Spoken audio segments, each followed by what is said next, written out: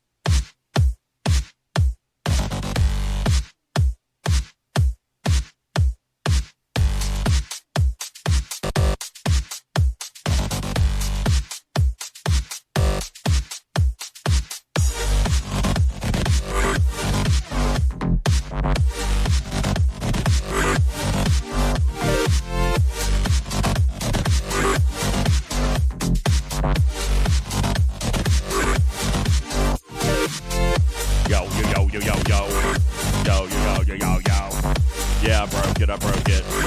Yeah, I broke it. Yo, what's up, everybody? Woo! Yeah, I broke it. That's what I do around here. I break things. Good evening, everybody. Welcome to the show. How y'all doing? Welcome in.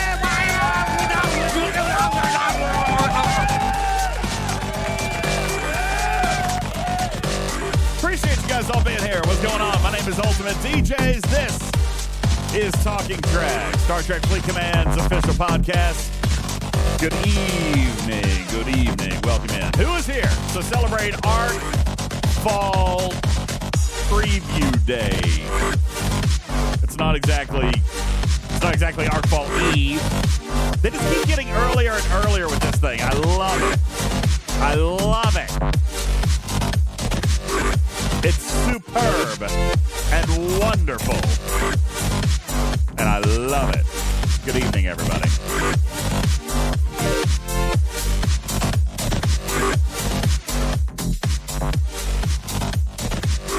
All right, let's do that thing. What did we call it? Ah, yes, the Talking Track server sound off. You guys go ahead and hit it. Sir Tail kicking us off today on server 36. What's up, my man? Captain Q on server 57. Trash Keeper on 53. Noon Whistle on 29. Tagora on 40. Aquila Hawk on server 21. Ford Raj on server 9. Dr. Juby on 61. Thank you for being here. What's going on? Spectre on 11. Rex Caliber on 26. Wolfwood on 49. Wilson on 36. Thank you. Galahad on server 53. Captain Wannabe on 167. Chief on 12. Striker on 61. Lord Neelix on 15. Crash Override on server 20. Gitmon on 26. Let's see. Andalesia on 92. JP on 158. Timothy on 93. Big Red on 41. Dark Blood on 16. Shadow Wolves on 37. Tarpy on 70. Omicron on 8. Lost In on 55. Biatches! You tricked me. I shouldn't have said that. I thought it was your screen name. Shadow Wolves on 37. What's going on? Sack on 15. Devil on 42. Chris Sonomack on server 40. Borg Sentinel on 38. Shaughnessy on 12. Thank you. Game Junior on 30. Dark Blood on 17. First time chatter. Look at that. What's up, ADB Power on 137. Welcome in as a first time chatter. Appreciate you being here. Welcome into the Litterbox community. My name is UltimatDJz, and this is Talking Trek Live, Star Trek Fleet Command's official podcast. Hello and good evening. Welcome in, everybody. Appreciate you guys all being here. Daggone it, I forgot to turn off the alerts. And, oh, boy, I need to go turn off the Whatchamits, too. Are you guys gonna kill me with viewer attack? I gotta go fix it real quick. Oh, it's already off. Why is it showing on the screen then? You'll have to figure out things. Good evening, everybody. Appreciate you guys all being here. Stevens Aaron is joining us on the stage as well. We've got all kinds of stuff that we're going to talk about today, and I appreciate you guys kind of hanging out with us here tonight and talking a little bit about what it is that we can see in the upcoming month. What that would be is Galaxy Quest, and not just that quest of galaxies, but also Galaxy Invasion. That is the feature that's been talked about for nearly a year now, and we're going to talk a little bit about it because that is indeed coming this month as well. I'd like to thank everybody for being here. Appreciate you guys so very, very much. Let me say a couple of thank yous very quickly to get them out of the way, and I'm sure that we will have more thank yous throughout the show. Thank you guys very much. By the way, 68 additional messages in the Talking Trek server sound off, and over 320 people in the live studio audience. Thank you guys so very much. You guys are amazing and beautiful, and I appreciate you all for being here. Thank you very much. Let's see. A couple of thank yous here real quick. Lazy Russ, thanks for the follow. Appreciate you. Welcome to the Litterbox community. It Bacon, thank you. Paco for the resub. And Jaws, thank you for the resub. Appreciate that. And Vanadia on the 50 stream streak. Congratulations. 50 streams gets you a free piece of Talking Trek merchandise. Be sure to grab a screenshot of your 50 stream streak in the Twitch app and shoot it over to us on Discord so that we can hook you up with some prizes. Okay, we'll do that. You get free Talking Trek merch if you're able to stick around 50 streams in a row. Sirtail, Bear Butt, thank you. Timothy, Cobra, Vinius, Just Q, Thumbelina, Floyd, Minnie Mabel, thank you for the raid. Welcome, Maybellinians. What do you guys call yourselves? Maybellinians? Mini Maybellinians? Not exactly sure. We're going to go with it. What do you call your community over there? Mini Maybellinians? Mini Minions. Oh, I get it. Minions. Get it. I like it. Thank you very much for the raid. Appreciate you guys being here. Zerg, Lost In, Putz, Stargazer, K9 Tooth, also with the 50 stream streak. Congratulations. Appreciate you guys. Thank you very much for being here.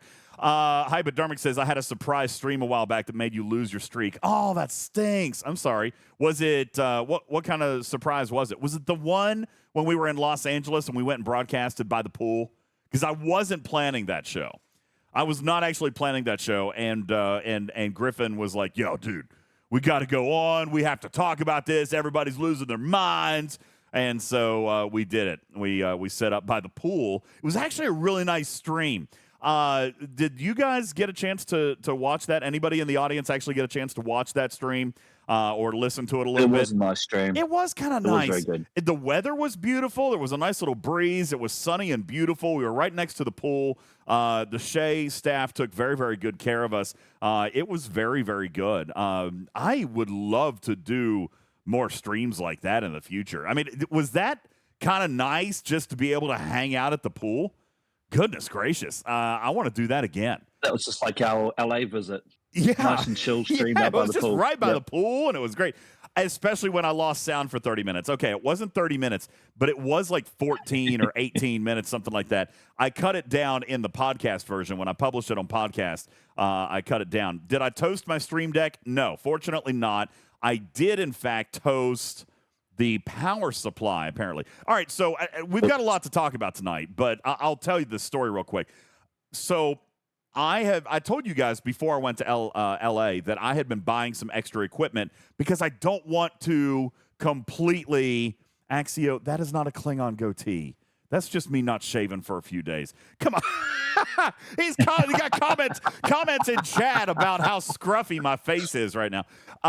Anywho, I had been buying some equipment that I didn't have to completely tear down the studio. So one of the things that I wanted to buy were power supplies, mainly because with the cable management in the studio, I've got all the power supplies and everything running through the back of the desk. I didn't want to pull them all out. So I bought new power cords for everything that I wanted to take. That way I didn't have to pull anything out. Okay?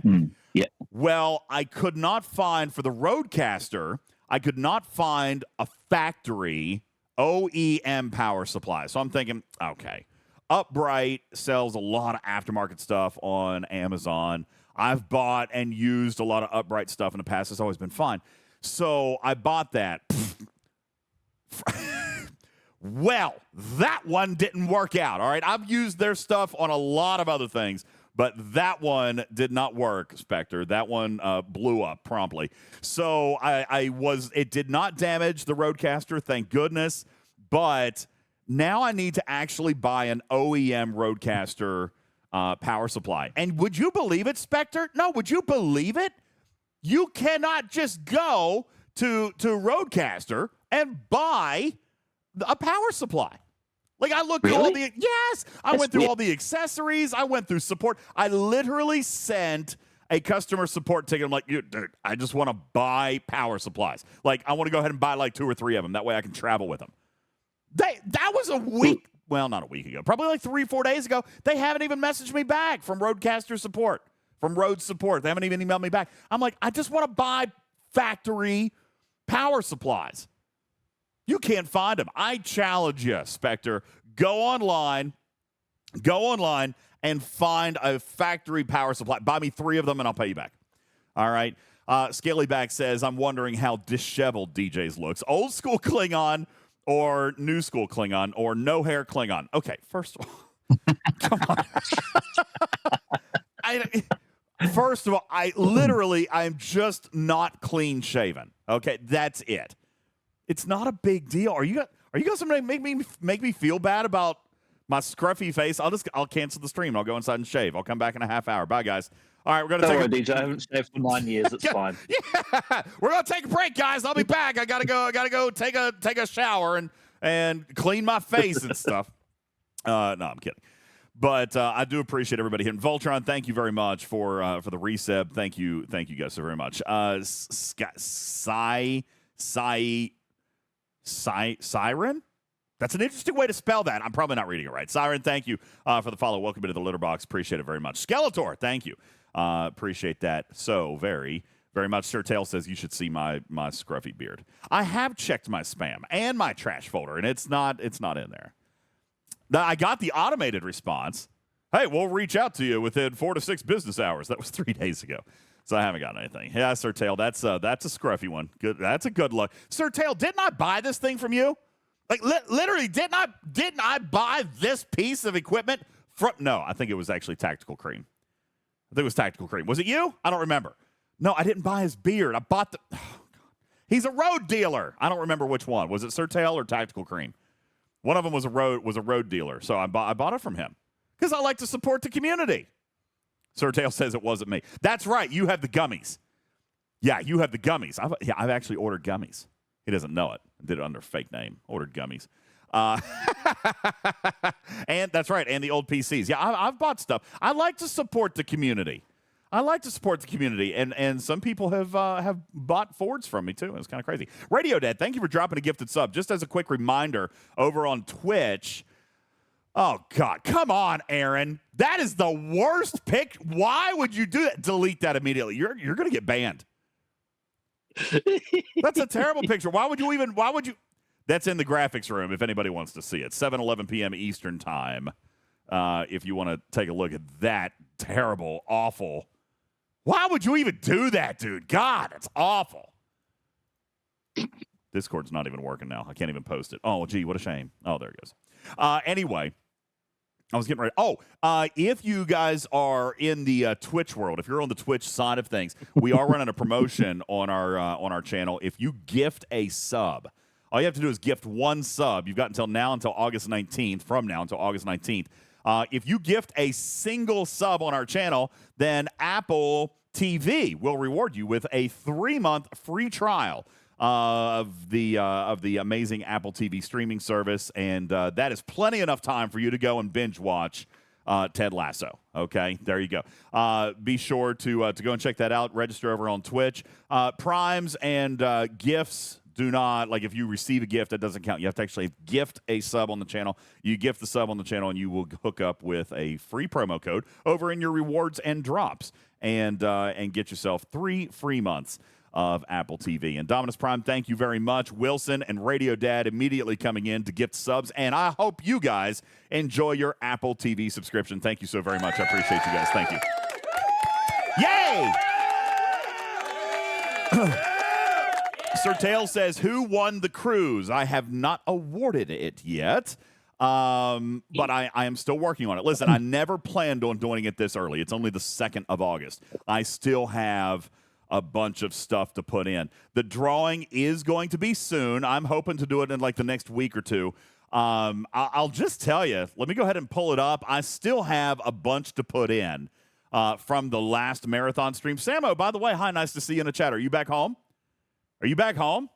Samo, I want to know what is going on over in your community that you have literally dozens of people who have donated their entries to you. I mean, dozens, okay? If I go through this entire list, I am up to like 30-some people who have donated their cruise entry tickets to you. I mean, it's kind of ridiculous. Yes, for reals. For real, Samo. I mean, listen, a lot of them told me not to read their names, but, I mean, she's got a lot of tickets. All right, a lot of people coming up and writing Samo on the back of their tickets and getting that in there. But it's not a gimme. It's not a gimme, Aaron, because I am completely caught up until the marathon stream that we did this past weekend. Okay? I have every entry tallied except for the July subscription list, which I just downloaded on July 31st at midnight. I've got the July. What's the number it so far? I was getting ready to tell you. So I've got the stream marathon from Saturday, and then I've got the July subscription list still to put in. But minus those, I have 24,003 entries. 24,003 entries into the Talking Trek Cruise Sweepstakes. What an amazing turnout. Thank you guys so very, very much for participating. It's been an absolutely wild promotion, and it's kind of hard to believe that it's coming to an end.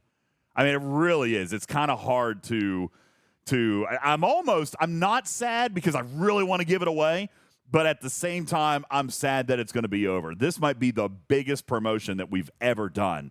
And we've got 24,003 entries. JP says, how many are for Samo? There's no way that I could actually count that right now. Now, I do plan on trying to do some data analytics on this. I might even get Jules to help me out in a safe way. Like I'll make a copy and send him the spreadsheet to see if there's a way that he could run a tally to see how many entries there are into the cruise sweepstakes based on name or something like that. So I don't know how he could probably do that, but he's great with data. Shiz says turn on filters and filter by name, easy enough. I get it, but we took multiple sources, Shiz, so it's not just Twitch, it's also Patreon and there's Discord names and stuff like that in there. So I don't know. Like it may. Elra says, you know who else was great with data? I was thinking it, didn't want to say it. You know who else was great with data? Tasha Yar. Oh, I meant to hit. Oh, come on! Give me the right button! Jeez. Thank you. I was trying to hit the right button. Oh, come on. I just wanted this button. Data. Thank you. Yeah, data. Data was also Tasha Yar, great with data. Data could find the right button.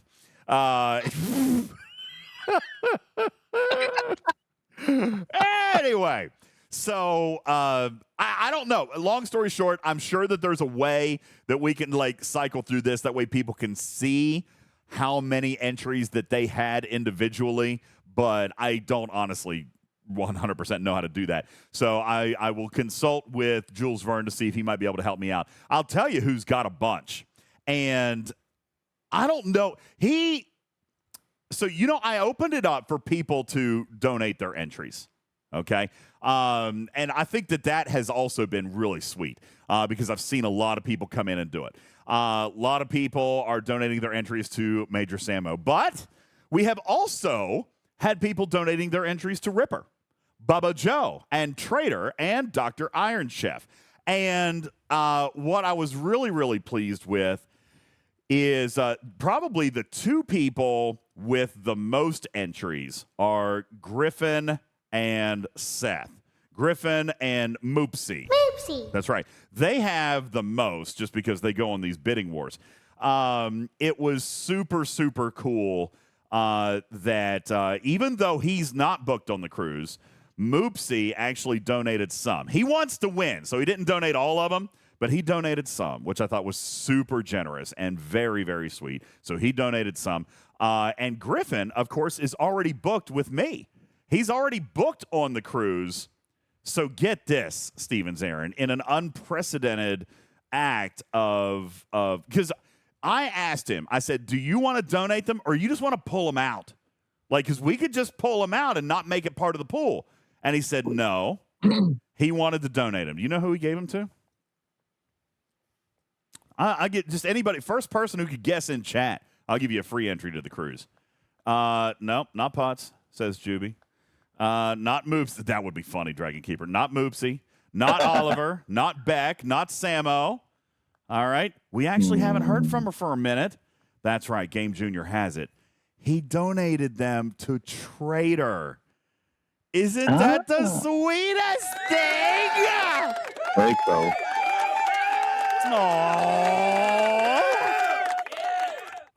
Donated his entries to Trader, and that would just be so great. I don't know. We'll see. I know. Sucks. I know we miss her too. I still talk to her a lot. I still talk to Bubba. Still talk to all of them. I actually talked to Ripper. Dude, guys. Actually, I probably shouldn't say this. Ripper is doing so good. I know that he pops in from time to time on streams and in the communities and stuff like that. But, man, he is loving his life in Vancouver. Samo, tell me that is the best decision Alex ever made, ever in his entire life, was moving to Vancouver. He is having the time of his life. I'm super happy. He's doing well. He is doing so great. He's in such a much better place in his life. He's got people and friends and loved ones around of him. I am so proud of him. It is absolutely amazing what he is doing with his life. He's growing up. I know. He is growing up. It's unbelievable. I mean, he was already such a great guy, but I mean, he is just doing life right. That's right, Juby. He's becoming a responsible adult and like starting I'm not going to go into detail because it's not my story to tell, but you guys, you should reach out to him and just send him a quick note of love or an emote or something like that. He's just doing such wonderful things, and it's amazing what a change of scenery can do for you. You know, he was really struggling. He was having trouble with the environment that he was in Germany, but he has just turned it all around. It was a big risk, and he just took a chance on it, Aaron, and he's changed his life. He's changed his life, and I'm so proud of him, and I love him so much. He texted me the other day, and we texted for just a couple of minutes. He's doing just so well. So, yeah, it's great what this community has done. And the ties that we take, and so it was really moving to me. I actually might have shed a kitty tear when Griffin was like, I think I want to give mine to Trader because I would love for her to come on vacation with us because we haven't seen her in like a year. So that was really, really sweet. So anyway, it was just really, really nice. So I'm really grateful to all of you guys. What an amazing promotion we put together, and it's hard to believe that it's all coming to an end, Aaron. We're going to be drawing for that here just within the next probably couple of weeks. And I'm actually working on, somebody of you guys might be able to help me out with this. I'm actually working on like a macro to do a drawing for us. Like, just, I mean, it's in Excel, right? So, I mean, like I could just make a little something to make it a little bit flashier than what we normally do, right? That's what I was trying to kind of come up with something like that. I don't know if it's going to work or not. Everybody tells me macros are bad, but I'm going to write one. Is that a terrible thing? There'd probably be too many marbles for the marble one, wouldn't it? Oh yeah, no, 24,000. No, the game would die. Yeah. Excuse me. So yeah, I'm working on a little something flashy to help us do the drawing. So Mimi says, "Here's hoping that that DJ's macro works better than the spam it bot." Yeah, I'm not trusting the spam it bot with this one. Okay, I'm not. I'm not doing it. So anywho, let's see. Spectre says, "I think your macro in Excel will die before marbles would die." Leon says, DJz is writing a script. We're all going to die. Oh, come on. Jeez. By the way, okay, I know we've got STFC stuff to get to. Or maybe we don't. Maybe we have Galaxy Quest stuff to get to. But, where is it? Got it. By the way, just a couple of quick promotion notes. I know I've spent the first 30 minutes on this. It's good to see you guys, by the way. We haven't actually done a podcast in almost a week. I don't mean to ramble, but it's actually really good just to sit down and chat with you guys for a minute. It's really good to see you guys. You guys doing well? You guys doing all right? It's great to see you. Thank you. Look at all of you guys. All of you guys are beautiful, and all your hype and all the things. You guys are awesome. Thank you. It's very, very nice to see you. The game hasn't been playable in a week. No, that's not true. It was unplayable for like 2 days, but they sent out. I felt like the comp was decent. I was talking with Lube about this yesterday. I feel like the comp actually did comp me for most of what I probably would have done or lost during that time. You know what I'm saying? Like, the big one for me was the Wave Defense Battle Pass. That was a big one for me, and they took care of that. I thought, and then they did the EXO thing today, which I think was nice. Doesn't help me in the least because now I'm up 61. Did I get another Grabthar's Hammer? Yeah, sure did. Doesn't do anything for me because I'm up 61. So, I mean, it does nothing for me, but I hope you guys get to enjoy it. I mean, it was a very solid EXO comp. All right, it was a very solid compensation all across the board. I thought they did a good job with that. Killer Rabbit, thank you. McFocall, Daddy Dave, and Duke, thank you guys for subbing to the channel. Appreciate you in the litter box. Thank you so much. I thought that the comp was decent. We can talk a little bit more about that later if you guys want. I really didn't want to get into a lot of editorial stuff on it. Just because, like, there's nothing to teach on, right? Aaron, we were talking about this the other day. That was one of the reasons I didn't do a show last night. Like, it's okay, we could talk about the comp, but are we going to talk about that for 2 hours? Yes, it's a Lego separator. I chew on it. This is your show. Chew on it. So, yeah, we could do that, but I don't want to necessarily do a whole show on something like that. But we do have other stuff to get to and talk about today, which is Beck's new release video, which we're going to get into here in just a moment. As we typically do here on the Talking Trek podcast, we are simulcasting over on Twitch, so there will be a video element available on Twitch if you're watching over there or want to switch over to there. But we are going to be listening also to Beck, and I'm going to be your eyes and ears. I'm going to point everything out on the screen, what we are seeing, what we're observing, Aaron, so that we can relay to our podcast audience some of the information that's in here. Because like Beck did 2 months ago, all right,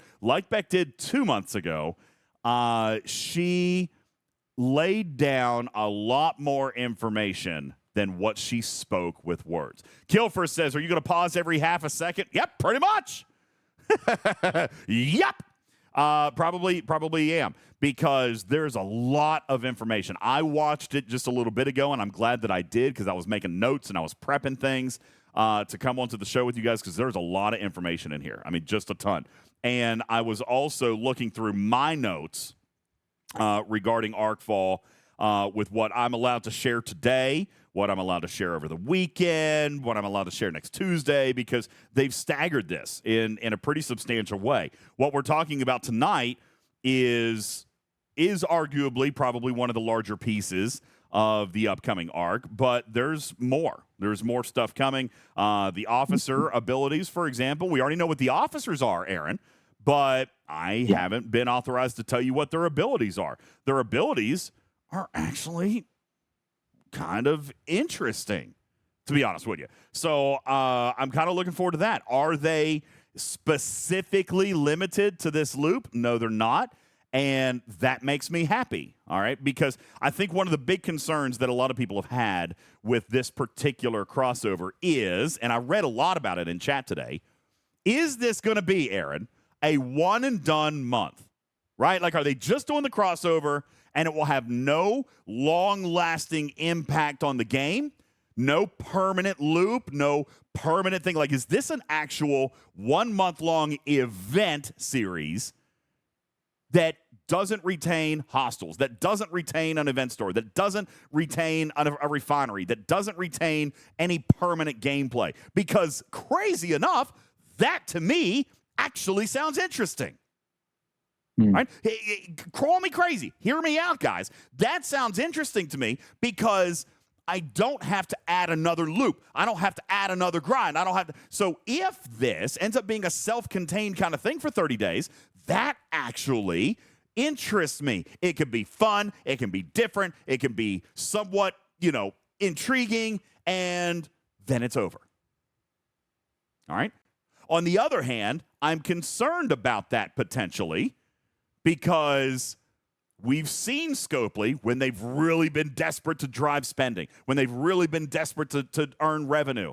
And if you do it that way, then you can't charge for the ship, or at least not a bunch. You know what I'm saying? Like, if you do it that way, you can't make the ship thousands of dollars to upgrade it.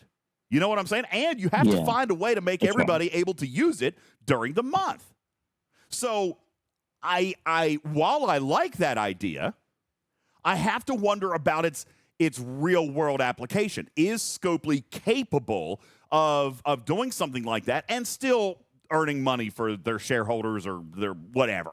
Okay, the stakeholders. Like, are they still able to earn their profits, but in a month where they literally are just having fun and having to give the content for participation? And so I'm worried about that. I don't know that that is something that they are capable of doing. And if that's the case, and this is what I said at the very beginning when they started talking and started talking to me about this, and then they promoted it to you guys, this was my concern from the very beginning is, how is it going to impact my gameplay permanently? How is it going to impact my gameplay and my utility and the things that it's going to do for me in the game? How is it going to do that on an ongoing basis if this is a one-and-done event series? It doesn't seem possible, right? It doesn't seem likely to be able to do that. So what that means is there has to be utility. There has to be other things that they launch in this arc that do have long-lasting implications into the game. And so what are those going to be? Is it going to be a new refinery? Is it going to be a new ship that does something more than a one-trick pony? Is it going to be these officers? There's a lot that will be coming. And there are some interesting things coming this month that I'm somewhat interested in talking to you guys about. Some of which I'll be able to talk about tonight. Others that I won't. Other things that I want to leak to you, but probably get in trouble. So we've got stuff that we're going to be talking about all throughout the next couple of days. The first thing that I would like to do is, I know, Daddy Dave, I'm kind of with you. He says, I'm kind of tired of new one-trick pony ships. Now, admittedly, they used to do a lot of that, okay? Admittedly, they've done better with that recently. Okay, they really have. The Tally is a very capable ship. The Monavine, very capable ship. You guys, there's a lot of people using the Monavine for primary combat. The Borg Cube. I love the Borg Cube. I know a lot of people don't, but I still do. Sorry, I'm going to get a drink. I'm super thirsty today. It's really hot out here. The Eviscerator. That's a good one. I find the Eviscerator to be extremely one-trick. But the Eviscerator has a super awesome refinery behind it. You know what I'm saying? I think the Eviscerator as a ship is pretty poo-poo. But it has a great refinery behind it. All right? So I'm a little bit more forgiving of that. All right? But the Monavine, pretty good. You know, Spicy Pickle, whatever you call it. The Tally, the Cube. I feel like those have been good. Now, you guys say that that was last year. This year, they've regressed back to one-trick pony style. I don't know. I mean, what ships have they released this year? We're in August now. What ships have actually come out this year? All right. Are they actually one-trick pony? The Cube came out this year. That's certainly not a one-trick pony. The NX-01? Capability-wise, yeah, I suppose you're right. One trick, but I mean, I kind of like the ship's ability. Oh, that's right. The Cube was last year, right? Yeah. I kind of like the NX-01's ability, though. So last year. So last year. That's right. Okay, November. Thank you, Benny Hill. I mean, I kind of like the NX-01. I use that a lot, especially with deep space being a thing. Spectre says it is a one-trick pony. I can see that utility-wise, but the ability is great. I love the ability, and it's got a stupidly good warp range shot. I don't know. I mean, as far as it killing hostiles, sure, one-trick pony. But yeah, Samo says, I use System Peak all the time. Me too. I use that thing every day. All right. And the range, you're right, Shiz. The range is crazy. Silver Tab says, okay, so maybe it's a two-trick pony. All right, fine. But that ain't a one-trick pony, is it? All right. It's not a one-trick pony. At least it's a two-trick pony. All right. Defiant. I don't use the Defiant a whole lot. Voyager. Love the Voyager. So, it just says, but it is still two solidly good tricks. All right, that's fair. Two-trick pony, then. Sorry, guys. It is mega hot out here. So, anyway, that's what I'm concerned about. All right? Is the NSEA Protector going to be a one-trick pony? Is this going to be a one-trick pony arc? Because I believe that I personally actually would change my vote on this one, Aaron. Call me crazy, community. I actually want this month to be a one-trick pony. As in 1 month and done forever. I think that would actually be interesting. You know what I'm saying? Like, I don't want this content. It's a crossover, right? Which means, like, okay, when we've talked about crossovers in the past, like the DC universe, all right? I love talking about the DC universe because the DC universe, I think, does crossovers better than almost anybody. And I do mean DC. Marvel is great, but DC does their crossovers probably better than anybody. That's right, Empanadia. They're meant to be, they're not meant to be permanent. They're meant to be a teaser. They're supposed to be kind of like, hey, check this out. All right. DC does their crossovers really, really good. And I know I've always talked about this, especially over on the CW. Griffin likes to make fun of me for bragging about this network. They have the best DC TV show writing ever. They do it well. The CW does writing better than anybody in the DC universe when it comes to movies. I don't understand how you can mess up a movie like DC does, but they've got great shows on the freaking CW. Like, what? Like that whole Arrowverse was pretty well done. The Arrowverse was done perfectly. The Flash and Supergirl, perfectly. Legends of Tomorrow, perfectly. And the Green Arrow, perfectly. Why? I love the Arrowverse. That's good. They did so good with that. However, what did the crossovers have in common? It was one episode a year. Not a month, not the whole year. One episode. One episode. Well, the Arrowverse did have a few in a couple of like blocks where they were crossover. You had to be watching the other series as well. There was that's right. Arrowverse. That's right. It was a week. It was a week-long event. Wolfwood is right. It was 1 week max, but it was one episode per series. So like you had you had this 4 or 5 episode massive event where you had to watch Supergirl and you had to watch Flash and you had to watch Legends and you had to watch Green Arrow. Right? You had to watch all 4 of those to get the story of that one super mashup crossover event. But guess what? The next week, all done and over. It was back to its normal. That's right. The Crisis on Infinite Earths might be one of the best television produced crossovers of all freaking time. By the way, made by the freaking CW. They can't do anything else right except for the DC, but by golly, they got that. Dang. Okay? Real good. Anyway, I digress. Even their crossovers, the best crossover in the world, was one episode. And then that's it. And Stevens, Aaron, to your point, there was probably some callback to that, but it didn't require you. Like, if you watch the next episode, there might have been 1 or 2 references, maybe a line that referenced something that happened, but they were standalone. Like, you could move to the next episode and continue on with the story. If you only liked the Green Arrow, then you could continue through and watch that, practically skip the crossover episode, and not really miss anything.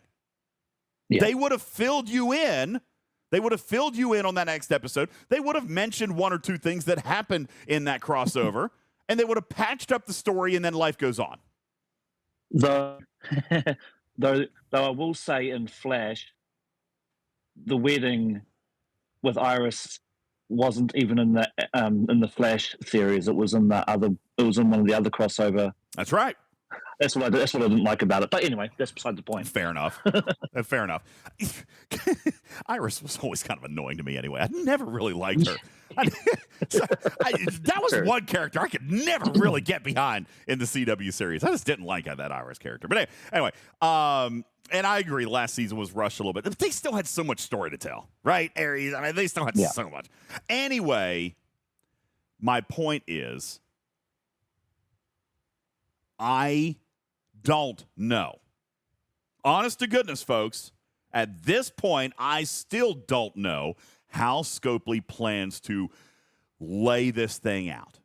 And as I said from the very beginning, I am going to be totally fine with this as long as it has a positive impact to my gameplay and not a negative one.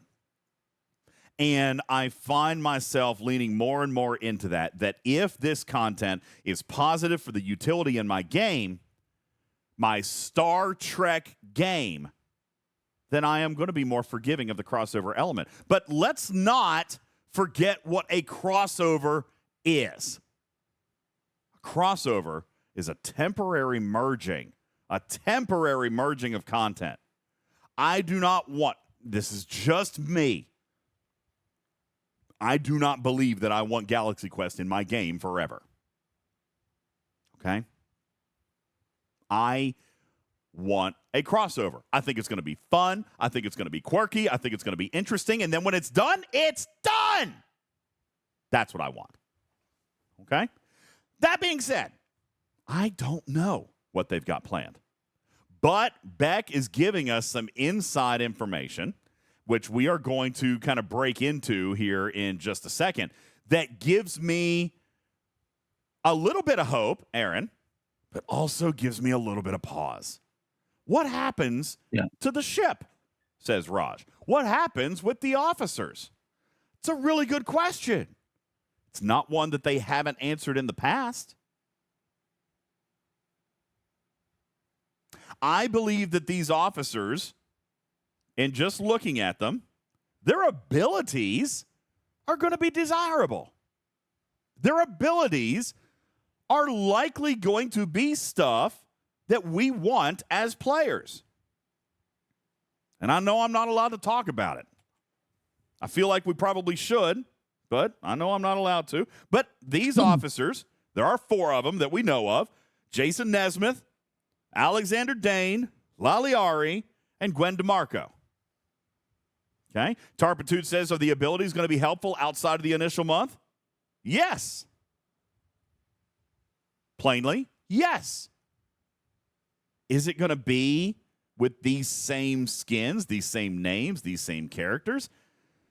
Kind of hope not. Could it be a Changeling Kira kind of story? Hopefully. That would be kind of cool, right? Turn into new officers next arc, but then I come back, I circle all the way back to my beginning point, Putz. What I'm scared about is the monetization of that. Scopely has a budget. They have revenue goals. They got quotas. I know all too well what that world is like. If they just made this a fun, one-and-done, crossover kind of funsy thing and didn't try to make a normal amount of money off of it, is it going to work? Don't know. Elrose says, hey, DJ, remember that time we were going to watch the Beck video? Okay. I was just setting it up. I was just setting it up.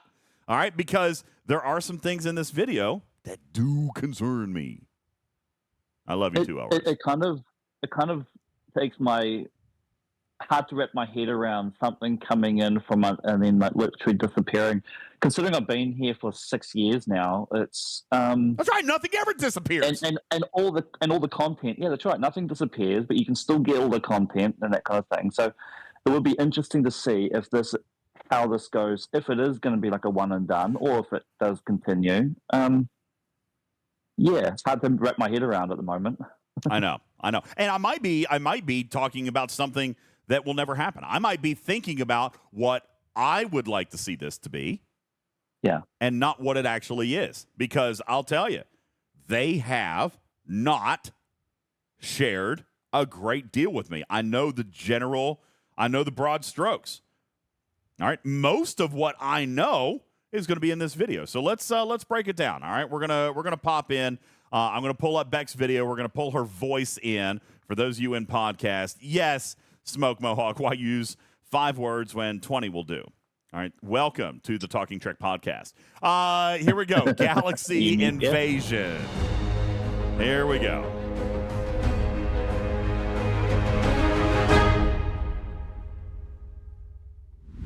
Greetings, Commanders. My name is Beck, and today we'll be taking a sneak peek look at content being released next week in Update 69, Galaxy Quest. It's Arc 69. Okay, video's up. I'm kidding. All right, let's go. Before we get started, make sure you leave a comment down below letting us know what server you're hailing from. If you haven't done so already, make sure to subscribe to our channel to keep up with updates like these and more, because we've got a lot of stuff coming. You know, there's been a lot of chatter around how on Earth we are seeing such a crossover in the Trek universe, and today we're going to talk a little bit about just that. Now, I won't spoil about what our narrative team has worked so hard on with this story, but it's definitely one for the books, as they brought these beloved and iconic stories together in a way that just works. First of all, I I want to kind of mention that the teaser video, even though it was only like 10, 12 seconds or something like that, the teaser video, Aaron, was so good. Oh, it is well done. All right. The crash in Space Dog, that kind of thing is beautiful to me. That kind of thing is fun and quirky, and I like that. All right. The fact that it was our base and our ship with those officers incorporating a scene from the movie, that was brilliant. All right. I actually really, really liked it. The way that they crashed the ship into the side of the space dock came straight from the movie. That was beautiful. All right. So I kind of like that. I just want to throw out that particular piece of creative, I like it. And I hope that the entire month is like that. If the entire month's like that, then I'm probably going to have a lot of fun. All right, let's see what else we got here. Players may remember that we mentioned a new combat mechanic earlier this year that allowed for more dynamic and collaborative gameplay, with more players able to participate in battle. That feature is the Galaxy Quest Invasion. General Saris has joined forces with the Klingons, and chaos ensues as worlds collide, manifesting in the form of a galaxy-wide invasion. This invasion feature provides players with a server-wide threat, which players will have to work together to overcome. All right. This particular piece of content is exciting to me. How long have we been talking about server bosses? How long have we been talking? Since, like, Separatists? God, I mean, for 5 years we've been talking about server bosses. King of the Hill, defend the flag. All right, that is what this is.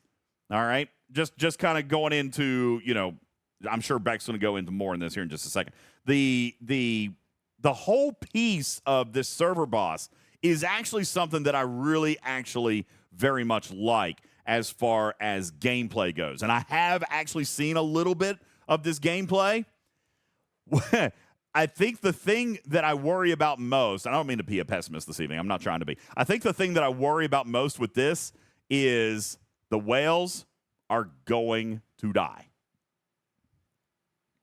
All right. Now, oh no, that doesn't worry me in and of itself. But what is the thing that they have always talked about? The reward. The worth. They are going to die. But that's right, the repair bill. You're right, Trash Keeper. It's going to have to be worth it. If you're going to take your best ships and intentionally suicide them against these server bosses, then it better have some pretty daggone good rewards to help justify the massive repair costs that are going to happen. Now, they did come back, and Beck mentions this here in a minute. They came back and instituted a mitigation for that, okay? They came back and did they added a mechanic to this that is probably going to protect whales a little bit. We're going to talk about that coming up in just a second. I'm going to talk about how that kind of evolved. In this server-wide challenge, players will need to defeat multiple targets to contribute to bringing down the real threat, as defeating these invading entities will deal a small amount of damage to the overall HP of the invasion itself. So what Beck says right there is that if we run a coordinated attack against this, then we're dealing super teeny tiny bits of damage to the server boss, okay? As in, if I go and I attack it, or Jonathan Ingram goes and attacks it, and then Steven Aaron attacks it, and then Shorts attacks it, and then Andy attacks it, everybody is going to contribute something to it. Waffly says, are we going to have to worry about people stealing our kills? They tell me no, because you're not going to kill it, is what they tell me. But they also have something in the Scopely offices literally named the K9 Cannon, because they swore it was unbeatable, and K9 Tooth survived it. All right, so yeah, I don't know. All right, if you are actually going to be able to kill it, Waffly, but they're telling me no. All right, they're telling me no. This invasion will not happen all at once and will be introduced in phases in specific systems. Galaxy Quest-themed hostiles will invade the Star Trek Fleet Command universe in a server defense versus the new Ceres Klingon alliance. In the first phase, existing systems in the Star Trek Fleet Command universe will spawn Fatu Cray hostiles and carry new loot that can be exchanged in the event store. All right, pause right here. So let's talk about this first phase that she just mentions. Are you kidding me right now? Twitch is going to make me take a break. Are you serious? You guys have a minute to subscribe if you're ever on the Twitch side. It's going to make me take a break. I'm not going to take a break in podcast, all right, because I don't want to do that. That would be so terribly Ryan Seacrest of me. I'm not going to take a break. So if you need a sub over on Discord, you better go get yourself a sub, all right, because it's going to make me take a break. I'll do it here in just a minute. So let's talk about the Fatu Cray hostel. Crap, I just lost my screenshot. Hang on. The Fatu Cray hostel is essentially what they're referring to as phase one, okay? Phase one is going to be this first week, if you will, and Beck's going to talk a little bit more about the timing on that, all right? The Fatu Cray hostel, phase one, is going to pop up in systems that already exist in our game. These hostels are going to pop up, and they are going to provide, here we go. Where did I go? I lost it already. See, I'm super prepared. Can't you tell? Yeah, okay, here we go.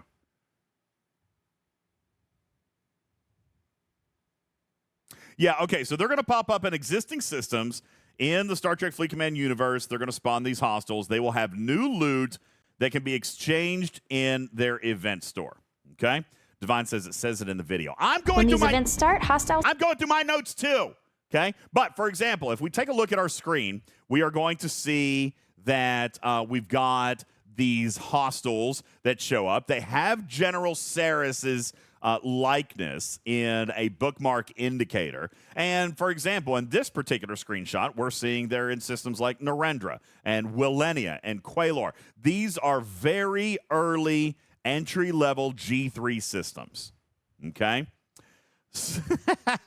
Wilson says, I redeemed voice changer at the beginning of your stream. Yeah, but we're doing important things, and oh, come on, man.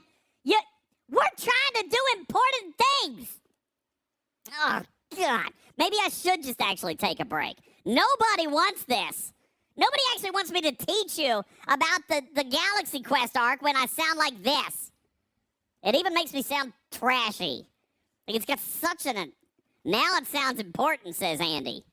Recursion says, yes, we want this. I'm just going to hit the break. I'm going to take a break. We're going to do the break over on the Twitch. No, Odysseus, nobody wants... God, Medic says, finally, we get his normal voice. People can fast forward in the podcast. Okay, fine, whatever. How do we make him sound like a cat? I mean, it's a thing. Breaking news. You got it, Mad Dog. All right, this might be the only way that you want this information in the future. Okay, so fine, great, thanks. All right, so these hostels will carry this new loot, and that can be exchanged in the event store. These hostels will also be linked to events that are happening throughout the month, and specifically in the first week. When these events start, the hostels will spawn, and the system will be marked in Galaxy View, much like what you see on your screen right now. Or if you want to take a look in the Galaxy or the graphics room, you're going to see these icons in our Talking Track graphics room marked at 7:54 p.m. Eastern Time. For the love of criminy, tell me that this commercial break is over. Never give up, never surrender. There you go, Rain Susie. That's all you get. All right, I'm not doing it. By Grabthar's Hammer! Oh, my God. Jonathan Ingram says I'm going to use that voice in the next Raid DJ song. Listen, by the way, you guys know I'm G6 now, right? I'm G6 now. Congratulate me, please. Pat me on the back. I'm G6 now. Yeah, where's the G6 song? I've been rated 3 times. I swore I wasn't going to be rated after I went to G6. What is wrong with you?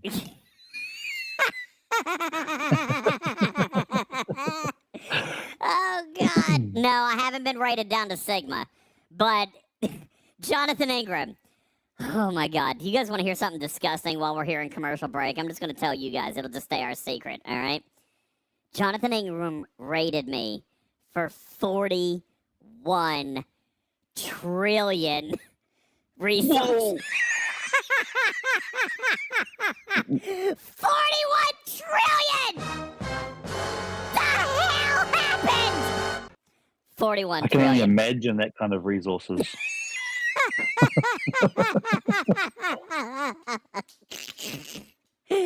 Mad Dog says, I sat there crying that I couldn't raid you. I almost dropped tags so that I could raid you. Oh my God, 40. You're daggone straight. Devon says somebody fell asleep. That's exactly what happened. I went to bed. Oh, God. Why isn't my alliance calling me? I told them not to worry about it. I get rated, like, daily.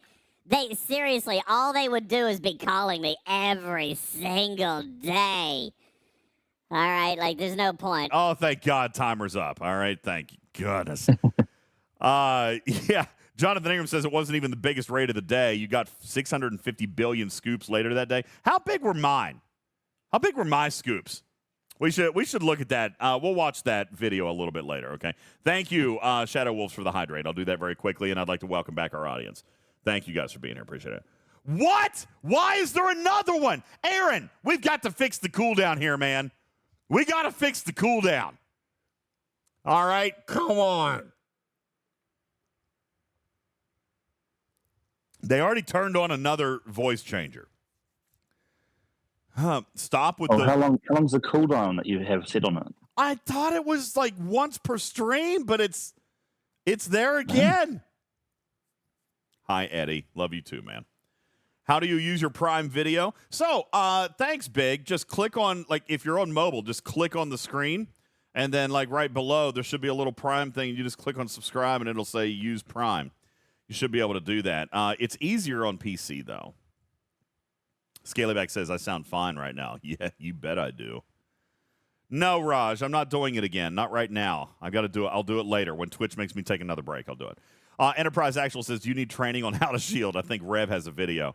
Yeah, I think I did a video. I think I did a video at some point. No, you know, listen, at first it was kind of funny. All right.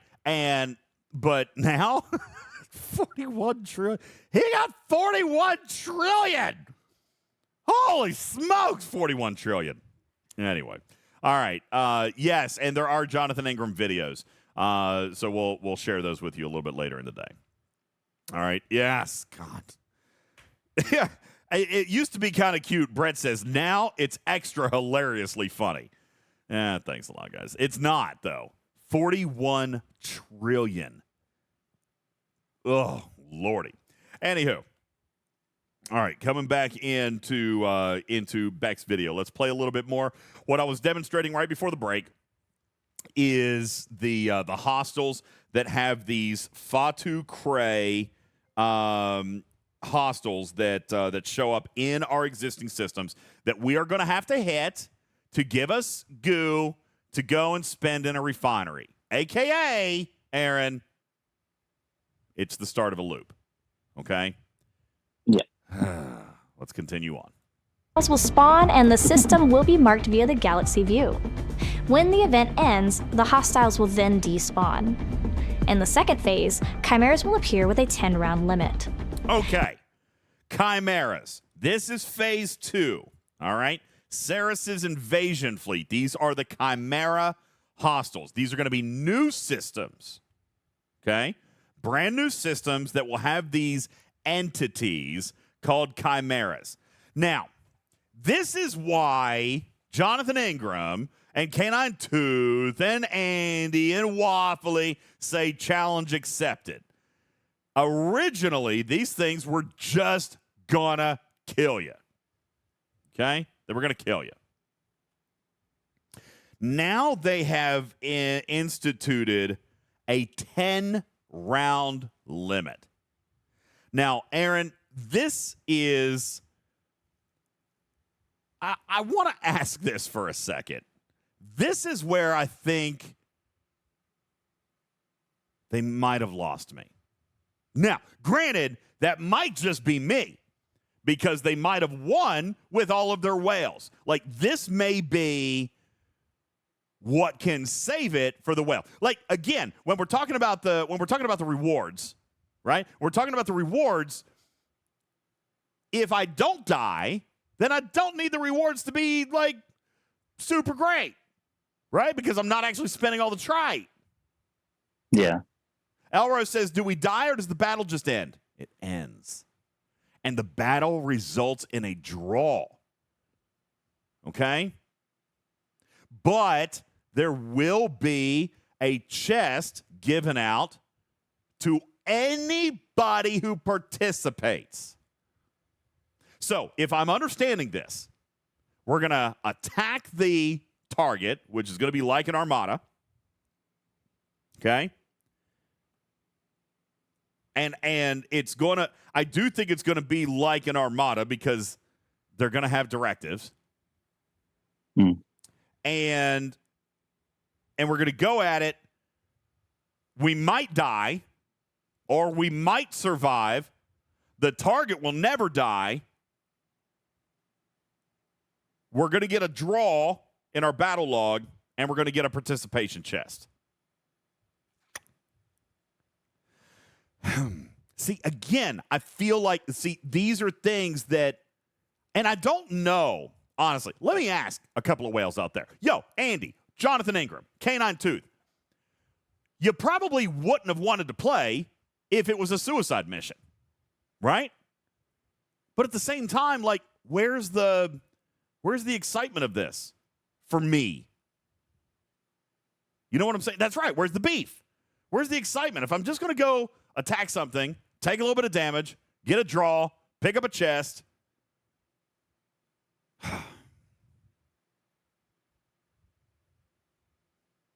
So I don't know. So Putt says, so if the fights do kill you, then you can attack it again? Sure, if you get another set of directives. Okay? So they are going to be that kind of style. All right? Let's continue on with Beck's video. By the way, for everybody giving grief to what this thing looks like in the game, this is exactly out of the movie. That is the shape of the thing out of the movie.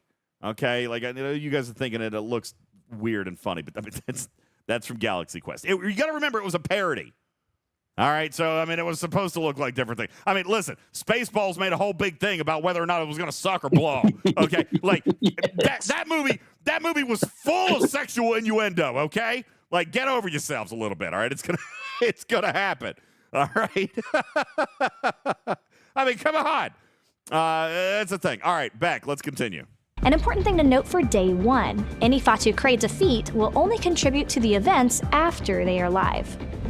At Operations 25, players are able to start defeating the Fatu Cray, allowing them to accumulate Fatu Cray scraps. These scraps are a currency that can be exchanged daily in the Invasion store for blue particle accelerators, which will then be needed to fight the Chimeras. All right, the blue particle accelerator, okay? So let's start breaking this down. We're going to kill the Phase 1 hostiles. We're going to earn the scraps. The scraps are going to go into a refinery. The refinery is going to give us the blue. What did she just say? The blue stuff. 5 players are able to start defeating the Fatu Cray, allowing them to accumulate Fatu Cray scraps. These scraps are a currency that can be exchanged daily in the Invasion store for blue particle accelerators. Blue particle accelerators. The blue particle accelerators are your directives. Okay? Sounds like a lot like a loop to me, says Lloyd. Yup. Kill hostiles, turn in goo into a refinery that's probably time-gated. Daily, she already said it's a daily exchange where we're going to put in the scraps and get out directives. Okay? The blue particle accelerators is the directives for the Chimeras. Let's continue. Which will then be needed to fight the Chimeras. The Chimeras are a new enemy And type. look at this right here. And for those of you in podcast, I'm going to pop this into the graphics room. They look just like an armada. That's what the blue particle accelerators, they're directives. It's an armada. It's even shaped like it. It's got the little triangle thing, and it's got the shield, and it's got the hull, and you can scan it, and it's got abilities, and it's got a rewards box, and then there's an attack button, and it says invading entity, and when you click it, it's going to pop up and say, you have so many directives. All right, so that's what we're looking at. Timestamp 8:05 p.m. Eastern Time in the graphics room. You'll get a look at the Chimera Vanguard. All right, it's essentially an armada. Okay, they do, by the way, have abilities. We'll take a look at those here real quick. Chimeras are a new enemy type never before. Okay, I just missed it. Yeah, I know that was only a half a second, but there was a screenshot I wanted to grab right here. Boom. Okay, gonna grab this screenshot for the graphics room. This is super important. Battles last 10 rounds. They put this in so that they could control the repair costs and the investment into this loop. In other words, you can do damage, but no matter what, this target is only going to do 10 rounds worth of damage to you. You can mit it. So what does that tell me, Aaron? That tells me that in most likely everything that I'm going to be trying to do with this hostile is mitigating damage, is defending damage. The isolytic damage, the defense, the apothecary, that's not what it's called. What was that thing called? The thing that they're sourcing every single day in the eviscerator refinery, the cephalocask, anything that you can do to reduce the damage that you're taking is going to help. Okay? Because I don't think, and we will need to do testing on this, but I don't think that we're going to get rewards based on damage. Because if we did, then they couldn't give a participation chest. They're giving a chest. This is going back to what we did with Formatas, right? You kill it. If you kill all 3 legs, then everybody got a chest. It didn't matter if Jonathan Ingram carried an entire leg. He still only got 1 chest, right? It doesn't matter if I showed up with a Voyager for warp range. I still got the chest. All right? Now, I'm sure that there's going to be some base loot here. But again, remember, you're never beating it. You're either going to die or it's going to end in a draw. So Hypodermic says, so it's going to have hull for weeks rather than days. You got it. All right? That's exactly right. Okay? Battles last 10 rounds. Invasion commanders do not regenerate hull health between battles. Invasion commanders reward a chest, and that's, by the way, that's what they're calling them. These are these hostiles, the Chimera Vanguards. They're invasion commanders. These are the enemy ships coming into our space. They do not regenerate hull health, which does mean, by the way, they can die. Okay? But they've told me it's not supposed to be possible. Now, let me rephrase. I bet you a G6 player could come and kill this level 46 one. The level 46 one's only 71 million power. All right, so, I mean, yeah, you could probably kill it. But, I mean, like, the super big ones, the ones that you're supposed to be hitting, you're probably not going to kill. Invasion commanders reward a chest for surviving the battle and for defeating them, which means there will be a winner's chest if you fully take it out. Armada-specific buffs will not apply. All the Armada research we've done in the game turned off. Okay? Can anyone join your Armada? I don't know. I don't know what the limit is. I don't know how many people can come in. I don't know if everyone has to have the directives. It's a single ship. Is it a single ship? Do we know that? So it's like It's a solo Armada? one ship. It's a solo Armada. Yeah. Okay.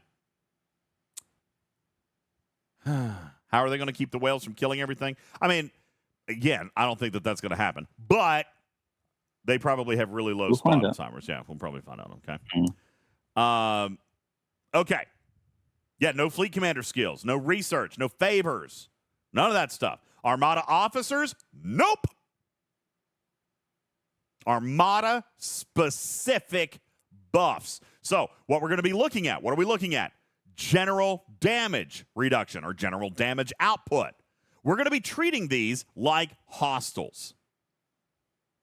General damage, general defense, maybe. I don't know what the ideal spot is going to be here, but it's not Armada style. So we're either going to be focused on major damage output or survivability. There's only two options there, or a blend, obviously. Okay? That's right, Andy. These are essentially considered hostiles. They're going to have general damage research attached to them. Jonathan Ingram says, I'm assuming that hostile-specific crews won't apply. I think you're right. Again, we're talking general damage. Raj says, like a mission boss hostile. Kinda, yeah. PvE-specific officers don't work against yellow bosses. So, Raj, I think you've probably drawn the closest comparison. This is going to be general damage. Will Hugh work? What does Hugh say? Hugh specifically says against hostiles. I'm going to guess not. Jonathan Ingram just nailed the thing on the head. I'm going to assume most of our lower deckers aren't going to work. Well, your generic ones will, but your state officers, Kim, Belana, Neelix, probably not. They specify hostiles. Pike Moreau Chen? No. Chen is a hostile officer. Okay? So we're going to have to talk about some of the generic kind of officer crewing. For example, thank you, Brett. Odo, yes, he would work. Troy would not work. Okay? 5 of 11, Jules Verne. You got it. Lorca Khan. Let's go back 5 years. Holy smokes. We're going back to 5 Lorca Khan. Now, how many of you guys out there have talked about, wouldn't it be great if they found ways to make the original officers good again? What if they found ways to actually let us go back and use something that we've already invested money into? That'd be kind of cool. 5 Kirk and Spock. How great. Now, I am not saying specifically that that's going to work. Again, I have not seen this gameplay. I don't know how it's going to... Testing will be required. Yeah, testing is going to be required. What I have been told is that they do not consist of any state that we know of in the game as of this point. Okay? They do not exist. These are completely different galaxy, different universe. Everything we know about them no longer applies. Now, somebody says, well, that's where the new officers are going to come into play. Fortunately, no. I mean, kind of, but not Directly. Yeah. Like I said, these officers, some of them, some of the abilities. I mean, we're getting 4 officers, so you know you guys are getting 8 abilities, right?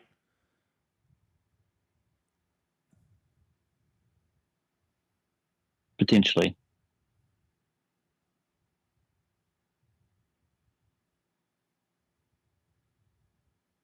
Six of those are used outside of this loop. Am I saying too much? Sorry. 4 officers, No. presumably 8 abilities. It's very rare that we get an officer with 3 abilities. By the way, you know that doesn't happen, right? Very rare that we get an officer with 3 abilities. Well, captain, bridge, and then below deck. I know, but most of them don't have all 3. Like, most of them will have the, that's right. like, no captain ability, right? Yeah. Some of them do. I'm not saying Yeah. that none of them do, but I'm just saying it's not very common.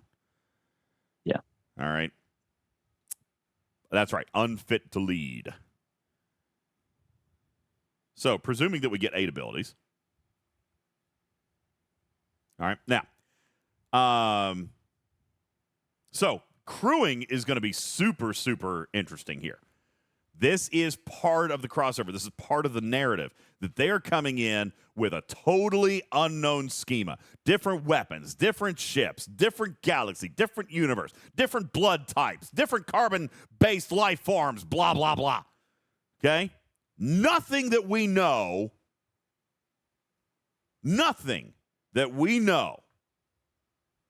from today's point in the game will carry forward to these hostels. Ta-da! Now, to be honest with you, I actually find that to be kind of fun.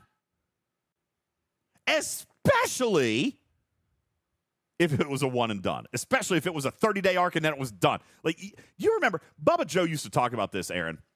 He played Marvel Snap. You guys remember Marvel Snap? We actually promoted on our channel at one point. He played Marvel Snap. He said they come out every month where they introduce new cards. They also turn off old cards, and then they change abilities of other cards. So, in other words, if there was a meta in one month, the next month is no longer meta.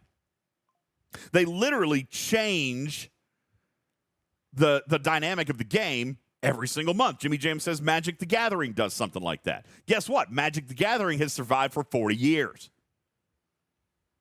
You know what I'm saying? Like, that, to me, sounds interesting. I don't know if that's going to happen. We'll see. Snap didn't survive that long? Of course it did. It's still being played. Snap is still active. And they're still doing updates to it. I play it. I still play a little bit of it. I don't spend money in it. Monopoly Go now. So drop money. No, I'm kidding. Gotta get them dice. Let's go. All right. Anyway. That's right, Game Junior. They don't typically charge $600 for a single card, though. That is correct. All right. So, yeah. But, I mean, that's kind of a cool thing. They still do updates, and they still, do that stuff. Anyway, okay. So, crewing, research, like, I think this is kind of cool. All right. I do actually like this. This is like when they came out and they turned off Tau with Neelix. Like, we had to rethink it. So, that's kind of cool. I like that particular piece of it. I like new puzzles. You guys have always known I like puzzles. There is not going to be a meta, at least not on day 1. There might be by the end of day 1 or day 2. There could be. We might have already figured this out. But at least what we are expecting is that the meta is not going to apply. Let's continue. Type never before seen, and commanders of at least Operations 40 will be needed for this particular fight. Okay, Ops 40 is going to be required to engage in these things, and we're going to draw a couple of screenshots here, okay? First of all, we can see that it is actually designated as an armada because we have our little symbol there for being able to lead more than one armada at the same time. The simultaneous armada's prime, or whatever that is. It's a prime, right? Have they ever grind that off? I don't think that was ever grindable, right? Because I don't have it. I can only start one armada. Anyway, leading multiple armadas by upgrading the prime armada command in the galaxy research tree. So you can do that. So it is technically an armada. All right. And we've got a view of the enemy cargo. So we do see that there's going to be some base loot here. Looks to be like a very small amount, but of course we don't know what the metric is going to be. All right. Don't know what that, what the cost is going to be to redeem this stuff. All right. So we see that. We also see that these things have, there we go. It's called Dominion Salvage. And guess what? We're going to kill the armada. Then we're going to exchange for rewards. Then we're going to go back into the refinery and loop it up some more. We're going to exchange Ceres's Dominion Salvage to exchange for rewards in the event store. Get more by destroying and surviving battles against invading entities in the invasion fleet event. All right, so we're going to get more of the stuff. Then we're going to come back over here. We can see that it's going to cost 100 of these tokens. These are the blue things that she talked about that are going to come out of the store. It's definitely a solo. Look here, 30-second timer on the attack. All right, and for those of you in podcast, I am just grinding through a bunch of images right now. This is in Beck's video. We're actually at about the 2-minute and 45-second mark inside her video, where you can see the cost of the directives to get in. It's 100. You've got a 30-second timer. This is essentially, as you say, a solo armada. Okay? Lost In says, wouldn't Tal kill this thing? What does Tal say?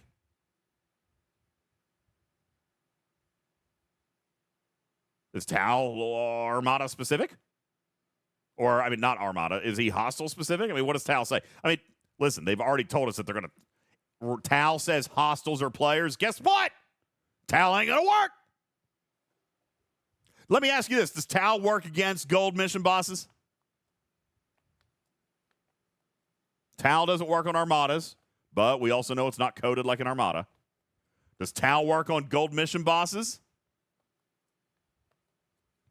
Dragon Keeper says nope. Well, there you go. Okay. What about Gala? Gala, maybe. I don't know. We'll see. Free Gala. All right. Let's come back and see if we can get eyeballs on this second ability. I must have missed it. Let's see. Did I miss the other ability? I'm going to click. Oh, we're so close. Here we go. Second ability. Isolytic damage increased by 10% each round. So they are going to be increasing their isolytic damage to us up to 100% by 10 rounds. So what are we looking for here? Isolytic defense, kind of like what I said a little bit ago. Bust out Pelia. That's right. By the way, Pelia doesn't specify. Neither does the Cephalocask. Neither does most of the other isolytic defense in the game. Okay? So isolytic damage going to be coming at us pretty hard. All right, did we get, is that, yeah, there we go. So those are the two ship abilities. And the isolytic damage, and then, there you go. I think we've captured most of what we're going to get out of this screenshot. Now, we do come in here. This is a copy of the battle log. Let me just back up for a second. Particular fight. Players will need to strategize on how to best equip themselves for battle, as they can only be fought with one ship. Ah! No! No! No! No! No! No! What? I can only fight these hostiles with one ship? Or does she mean only with one actual ship?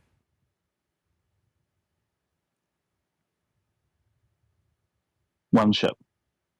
That means I get to go with one ship? Or that means there's only one ship that can actually do any damage against these things? As the end, you guys are all interpreting this as one ship at a time. See, I'm thinking to myself, I gotta have the Protector to play this thing? Okay. Maybe I'm being fussy about it. You guys are saying only one ship. Okay. Let's listen to it again.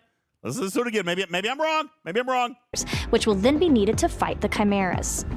The Chimeras are a new enemy type never before seen, and Yep. commanders of at least Operations 40 will be needed for this particular fight. Players will need to strategize on how to best equip themselves for battle, as they can only be fought with one ship. All right, that may be interpreted possibly. Like you can only take one ship into the circle. That might be that way, Aaron. I interpreted it differently. I interpreted that differently, but maybe it is. Okay, all right, continue. Chimera combat. Do what? I was just going to say, so then what's your interpretation then if you're saying, if she says one ship, what's the other alternative interpretation other than one ship? That you got to have the protector in order to be able to play. Otherwise, they're going to kill you. Like the Franklin and Swarm or the Tally and Borg and, one ship. That's it. Well, I guess if the protector has an ability to help with this, then yes, potentially, but you can still do it with other ships. Well, maybe. All right, let's take a look at the chest loot. I see all we can see down there are those same tokens that we just saw when we scanned the hostel over here. We see the Ceres's loot, which is going to go into the refinery. Okay? That's what's down here at the bottom. And then a mega chest. Okay? So you're going to earn Ceres's loot. You're going to go to the mega chest. So the loot, if you kill it... with one ship. Chimera if you kill it, then you get that loot. If you don't kill it, then you just get a participation trophy. All right? Let's continue. combat will conclude under two conditions. In the first, combat ends if the ship is destroyed before the round limit is reached. In the second, combat ends if the round limit is reached and the ship is not destroyed. Would you chill, Shiz? I'm not at 337 yet. We're at 303. Dude, chill out. Y'all know it takes me 7 years to watch a 4-minute video. Go back to 337. I'm not at 337. We're at 303. Dang. Patience, Padawans. Here's one combat note. Chimeras do not regenerate health in between battles. After accounting for all damage taken during combat, the ship exits the battle with its remaining HP. The battle is classified as a draw, and a participation chest is rewarded for each battle engaged in combat. Okay, so right here, that's what we were talking about earlier. You're going to get the draw. You're going to get the participation chest, which is going to have some goodies in it. Okay? Shut up, Joby! Spectre says go back to 337. We haven't made it to 337 yet. All right, good goodness. All right, let's continue.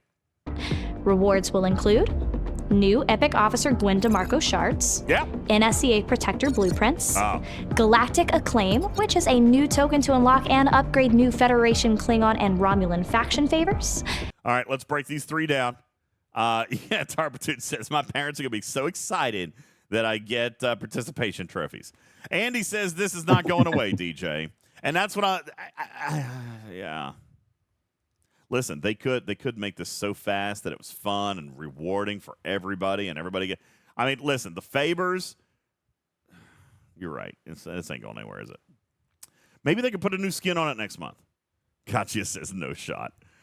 Andy says I think it's going to alternate with the War Room. Cruzito said this is a 5-minute movie. I could come back in an hour. You'll still be watching it. Yeah, maybe. All right. Obviously, though, now we're learning that we can earn protector blueprints. Now, here's the thing. This is just me thinking out loud. If I can use another ship to kill these things, why do I need the protector? All right, let's talk a little bit more about that. Mirror Dust, Syndicate XP, and building resources. Okay. Well, I like mirror dust. And by the way, that's not just any mirror dust, is it? That is premium mirror dust. Yeah, that's premium mirror dust, Canine Tooth. That's premium mirror dust right there. That's the pretty stuff. That's the good stuff. All right. Also, more Syndicate XP. Never going to be very fussy about that. I love Syndicate XP. And then building resources, where you're right. I see traditional. I don't see Sigma. Now, I mean, they can't make content for G6 and it not have Sigma in it. Okay? So they could potentially They could I mean, I doubt that they're going to launch it without Sigma. I would say that there's a high degree of likelihood they're going to have Sigma in there, okay? But these are the items that we're going to be able. This is going to be like your Alliance store, right? You're going to take your uncommon loot or your rare loot or your Zindi loot or your Stella loot or, any one of the other 38 sets of Armadas that we already have in the game. You're going to take that Armada loot and you're going to come in and you're going to spend it in a store where you're going to be able to get these things. Okay? There you go. These rewards will be sourced via Fatu Cray Hostile Loot, the Chimeras, and the Event Store. Players should note that this store will only be active when Ceres' invasion fleet is here. All right, that sounds very much like War Room, right? Sounds very much like War Room. Very much like Incursions, potentially, okay? This store, only going to be available during the events in which they're up. It does actually sound War Room-like, doesn't it? Now that I think more like it. It does, Andy. It sounds a lot like it's going to be a weekly. Well, we thought War Room was going to be weekly, and now it's every other week, Nick. So maybe this is going to alternate with War Room, potentially. Might lend itself to the slight hoarding mentality, right? Like, I'm probably not going to spend my loot until I have enough loot to unlock what it is that I want to unlock, unless there's other ways that I can unlock it along the way. You know what I'm saying? Yeah, Jonathan Ingram says War Room isn't even every other week anymore. So, yeah, I get it. This kind of seems like maybe an alternating style of content that's going to come back in like a monthly or bi-weekly event series. Okay? So, Katya says, so like Incursion, so we're never going to see it. Maybe. I don't know. I don't know if it's going to be every 2 weeks, every 4 weeks. I don't have that information. I thought War Room was going to be every week. That they didn't run that way. So it'll probably be like War Room. If I had to guess, once a month, once every 3 weeks. Okay? So maybe this is going to look like something like that. Maybe, possibly. I don't know. Which means hopefully there's a lot of loot, because we've talked about how War Room is just so slow. So hopefully they don't do this one just like War Room. I hope. Alliances and commanders will unite to take on this invasion, but that's not all they will encounter together this month. We have more details about what's coming in the official patch notes, so be sure to keep an eye on our official channels. This new server-wide challenge will be formidable, but if we can leave y'all with any word of advice, it's this. Never give up, never surrender. We'll see y'all on launch day. All right. Never give up. Never surrender. All right. So there you go. Beck's preview video. Now, I am going to go through some of these notes that I've got based on the stuff that I'm allowed to share with you. Because now that I've watched this and broke it down with you, I have actually been able to connect the dots more on some of my notes. Hey, Tony. Thank you, Dial. Appreciate that. What's up, Elfoy? Thank you for the follow. Appreciate you guys being here. All right. This, guys, is actually classified as a new enemy type, which means it's not a hostile, not an armada. So this is exactly what I told you earlier, generic abilities. This is a whole new type, guys. Also, they said Armada stuff doesn't work. Hostile specific abilities aren't going to work either. I know that they said Armada stuff isn't going to work, but I mean, really, honestly, I feel like it's going to be kind of, like the yellows. I think it's going to be kind of like yellows. That's going to go back to some older stuff. Isolytic. Trinity may not work. Tasha Yar. Trinity will work. Trinity will work. Trinity Those were works on generics. everything. Yeah. This is a new enemy type. 5 All of 11. 5 of 11. Yeah. Lorca, Khan, Kirk, and Spock. You know? So that's kind of cool. 10-round limit. The directives to participate. This, I can see, 1 ship limit. 1 ship limit. So you guys were correct. I think I might have been reading that wrong. It's 1 limit or 1 ship in combat. Combat ends if you die. Combat ends if it dies, or combat ends if you reach the 10-round limit, whatever comes first. If the round limit is reached, the ship will exit battle with its starting hull health points minus whatever damage that you have issued it. It will not regenerate shields. Regenerate hull. Specifically says hull, so probably will shields. It does not regenerate hull. The battle's classified as a draw in your battle log, and you'll get a participation chest for each battle. These chimeras are for 40 plus.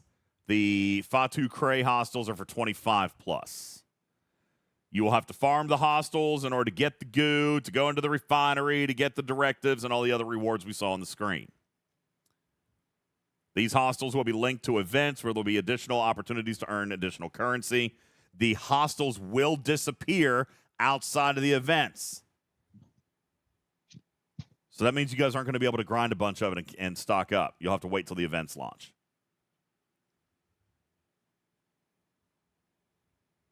Phase 2, which are the chimeras, these will also be based in events. They are server-wide. There will be plenty of visible information inside the game to indicate that the event is on. It'll be called Ceres' Invasion. And it's apparently going to be scored. The event score is going to be tied to the health of the hostile. So I wonder if that means like the hostile, if that's all the hostiles, or if there's only going to be one. That's interesting. I wonder if it's going to be tied to all the hostiles. I think it's tied to all the hostiles, based on what it looked like in the video. So the little, whatever they're called, the little hostiles are showing up in existing systems, but then there's like a cluster of systems that's new, and that looks like where these like Armada-esque things are showing up. Yeah. Right? It showed the galaxy map, and it had like a picture of the kind of like the Borg cube, like Mega Cube, right? Yeah, it looks like it's farther northwest of G4 Federation space. Like kind of northwest of G4 Federation space, and you see some new systems out here. With the picture of the ship. With the ship. Kinda. Yeah, and I wonder if there's going to be more than one server boss at a time. I wonder about that. I assume there would be one in each of those systems. Or more. Because as you kill them, it eats away on like the total health of the fleet, right? The invading fleet. Yeah, so like and that's the goal as a server, is to kill enough of them to get the fleet health down to win. Yeah. Yeah, that'll be Ceres' invasion fleet. It's like a galaxy solar milestone, so to speak, right? We've seen those before. Yeah, essentially. Okay. I am probably not allowed to talk to you about this other stuff. Let me see.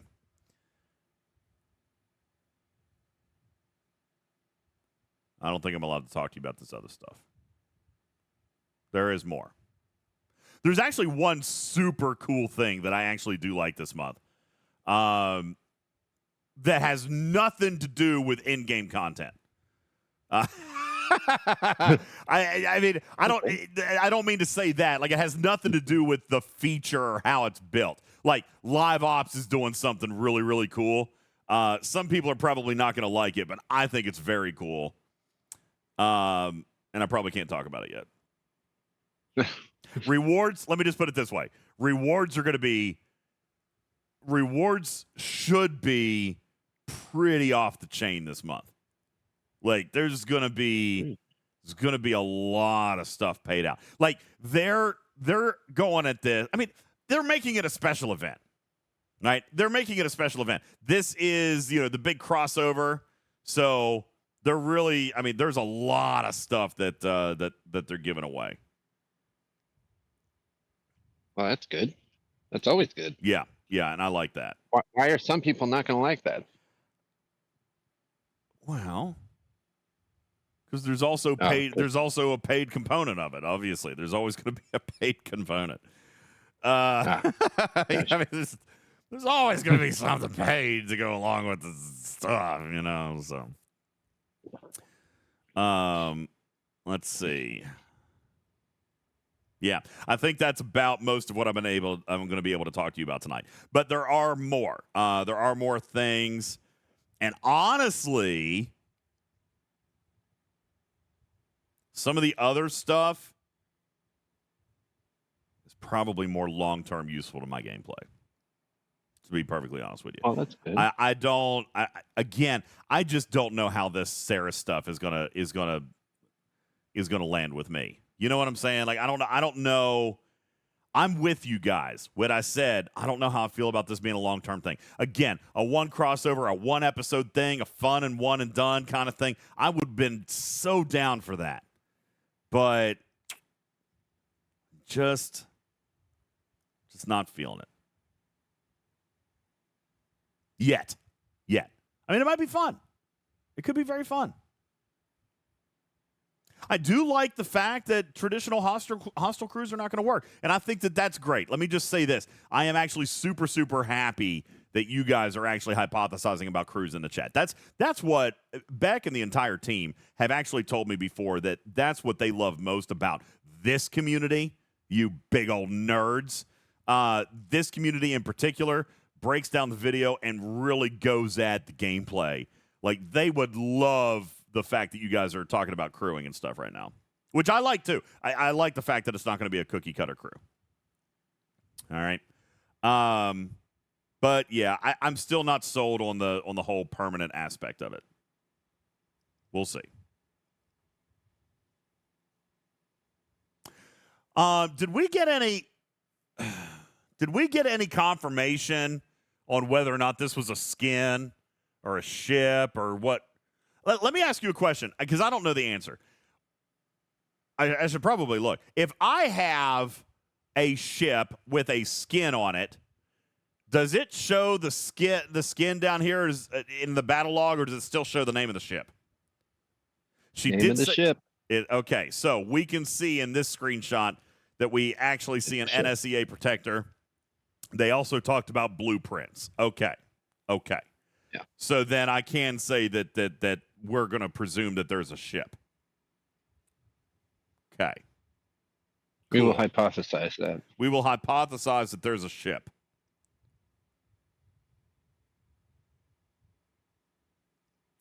I don't know, man. But what does it do?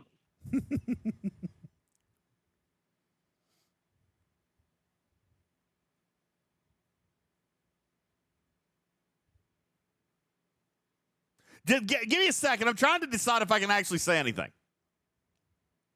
Probably that you can.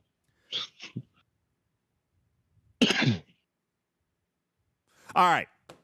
If you're wondering, then the answer is probably no. No, this ship. Here's the thing. This is why I'm going to circle back to what I said at the beginning of the show, and it makes me feel a little gooberish. This ship has absolutely nothing to do with the Galaxy Quest content, and that's where they lose me on it. You know what I'm saying? Like, it does have other utility in the game. Okay, fine. But why does that even make sense? It doesn't make sense. It will all make sense if you stop and read the missions. Yeah, I guess so, maybe. All right. That's right. Lloydson says, so I have to have ship money. Does it mine Trellium? Oh, yeah. It's Voyager. It is. It's Voyager all over again. So, that being said, I know I was looking at this. There is a tremendous amount of power there. This is a tier 1. Yeah, but now, wait. Is that the ship? Tier 1, level 1 to 2.5 billion? Are we looking at that right? Holy smokes. Look at that ship power. Here's what they're referring to, podcast audience. There's a screenshot inside Beck's video where it shows 2.5 billion power on a tier 1 level 1 protector. And I'll tell you this. I mean, obviously this is from the testing server, so it's going to be, but it can't be that far off, guys. I mean, Jonathan Ingram is probably very, very close. I'm not being foolish. I'm just saying level 1 doesn't mean tier 1. True. Okay, fair. It might not be. Oh, tier. no. Yeah, that's true. Level 1 doesn't I'm mean just tier looking 1. at the. Yeah, well, that's true, but I'm also looking at the stats there. It's another. Look, we got ourselves another disco. Look at the shield health versus the hull health. Look, yeah, I saw that. Look, here's another one. Massive. Though. Here's another screenshot where it's only 2 million. Maybe listen, that's too much of a variable. Maybe this is just test server stuff. This looks more like out of the gate, and the other one looks like it's tiered up all the way, but they haven't leveled it. But you're right. Look at that. Matters. Tell us what that means. What we're seeing in this first screenshot, the 2.5 billion power, we're seeing shield health of 1.5 billion. Yeah, and hull 1.5 billion as well. I mean, they're equal. Oh, does that say 1.44? Oh, okay. I thought it said 144 billion and 15 billion. All right, so they're equal. What? Well, is it 1.5? I didn't see the decimal. Is it 144? Is there a decimal? I'm not saying that I'm right or wrong. I can't see it. Is there a decimal in that?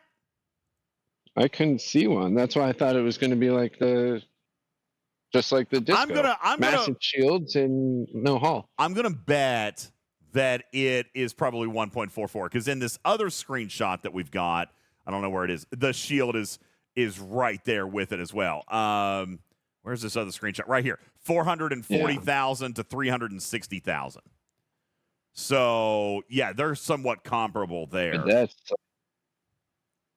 But those numbers are also way lower. Like if this is tier 1 level 1, it comes out of the gate with even. But if it has like shield upgrades but no hull upgrades, it makes sense that eventually it could get to that other number. We're actually not assuming 15 billion hull, Retro Hunter. We're assuming 1.5 billion hull, but 140 billion shield. And shield doesn't hit your ship power as much as hull health does. Although really truthfully, what in the game is capable of chewing through 140 billion shield power? Nothing. Oh, you'll die before your shields are gone every time. Yeah, there's nothing. So, yeah. Okay. So yeah, that's probably roughly equal. It is an explorer. We can see that. So I mean, obviously, it's going to have some dependence on shields. I hope it has faster warp speed than the Voyager. That would be super. Really? I love the Voyager. It zips around the galaxy so quickly. Okay. There you go. I use it as my hunter. Does the NX-01 Explorer mending affect it? I mean, it is an Explorer, and even in my notes, it says that it's an Explorer. Not the NX. They're asking about that one favor specific to the NX-01. That one doesn't. No. The NX-01 repair doesn't, but the Explorer Hostile repair and the Explorer PvP repair would, because it's all Explorers. Yeah. Yeah, any Explorer one would, but not the NX-01 one. And pick Hugh, who I've been using a lot lately. Have you? Underdecks, yeah. Wham agrees. Voyager's best ship in the game. All right, there you go. It's so fast. Fast. It is fast. Yeah. It can get up to like those like G6 systems in like 3 minutes. Okay. Well, there you go. It's also because of Sloan, though. Wham wants us to go over how the Armada is classified again. I mean, again, this is a lot of speculation. My notes... We don't really know. Yeah, we don't know. My notes say that it is a new enemy type, meaning non-Armada, non-hostile. And inside the game, we saw text that indicated right here. We saw text that indicated that Armada buffs are not going to apply. My notes say that it's a new enemy type, which would lead me to believe that hostile abilities are not going to work either. I would presume that generic abilities are going to apply. increase hull health, increase damage, increase Can you- piercing, things like that. Can you go back just like 1 second in the video so this tooltip isn't covering the little symbol that tells us what type symbol? of hostile it is? No, Bottom left of the. It's got the Armada symbol. All right, it's got the Okay, Armada so it symbol. does have the Armada symbol, which means so it's hostile not in the stuff isn't going to triangle. work. Yeah, it's not going to work in the triangle. Because some hostile stuff works against Armadas, but anything that says non-Armada hostile will not work because it is an Armada, but it's coded not to let any Armada abilities work against it. Well, they might just be using this symbol, Matters, because it specifically says that it is a new type. It is not an Armada. It is not a hostile. That's what it says in my notes. Okay, so back to yellows. Yeah, I think we're going to go back to yellow stuff. We're going to be talking about generic abilities. That's going to take us back to Lorca, Khan, 5. Yeah. Oh no, that means the Voyager rare underdecks aren't going to work? No. BLT. Oh no. Yeah. BLT, Paris. None of that stuff's going to work. Pelia is going to work. The Doctor. Yeah. The Doctor will work. Excuse me. Yeah. Odo will work. No, he's hostiles and Armadas, the Doctor. He won't work. He doesn't work in PvP, so. Okay. He's not generic. Like the underdeck ability will work, I think. Or no, because that says. No, Kim's not going to work, Nick, because Kim specifies hostiles. Yeah, Mud. I don't think any of the Voyager crew is going to work. Janeway's not going to work because she is hostiles. No, she works in Armadas. Actually, Janeway might. It says hostiles and Armadas, but she doesn't work against yellows. So if it's a whole new enemy type, then she wouldn't. None of those guys work against yellows, so yeah, if they don't work against yellows, if it doesn't work against the yellow, yeah, then it's not helping here. The original lower deck. No, I think we're saying that backwards. It will work. I think we're saying that backwards. If it works against the yellow, it might have a chance here. Yeah. If it doesn't work against the yellow, it probably will not work here. Yeah, it's not going to work here. Yeah. So, yeah. Mm. Old school cruise. Yeah, that might be. Gone. Yeah, I was going to say Gorkon, Lorca, 5. Yeah, that stuff. I mean, to be honest with you, that might be the most fascinating part of this whole arc. To be honest with you, you know what I'm saying? Just the science of it and the crewing, and you know what? If they're able to pull off some what do they call it, crewjitsu like that, I like that kind of creative content. I'll be down for that kind of stuff. But sorry, I'm trying to. Leslie will work. Yeah, Leslie. Yeah. All right, I'm coming to look at Harry Kim. Nick's challenging me on the Harry Kim. The below deck ability? No, dude. Look, it's hostiles only. Yeah, hostiles and Armadas. When fighting non-player hostiles or Armadas, if this target is not a hostile and not an Armada, then Harry Kim ain't working. Yeah. Just like the yellows, they're not players, but Harry Kim doesn't work. Odo is. He works all the time. Yeah, Odo is always on. So I think Odo is going to be a good one for us to look at. Odo under deck going to be real good. Just increasing critical hit damage. You know, weren't there some Borg officers back in the day that did some of this stuff? Yeah, you're going back to the lower deckers. Yeah. Mariner is going to work. Anything, again, that's generic, that just does something with no condition. All right? Spike? No. Spike is going to be, Spike is when fighting hostiles. Wham says, are they telling us that they are players? Well, no, not players, and no. not hostiles or Armadas either. It says they're like yellows. Yeah, a new enemy type. Yeah. Not an Armada, not a hostile. I think it's clearly not going to be a PvP, although that would be kind of cool. Like, almost no officers that have come out since lower decks are going to work. I actually like that. Maybe. Yeah. I actually like Except that. hell yeah. That actually Except her. that actually gives it more of a crossover feeling. You know what I'm saying? Like, Right? you don't need new content to play this. And let me point out, I saw Wham make a mention in this a little bit ago. You could ignore it if you want. You do not need new sellable stuff to play this feature. Well, I mean, the directives, but I'm talking about officers. Officers, the ship has nothing to do with this stuff.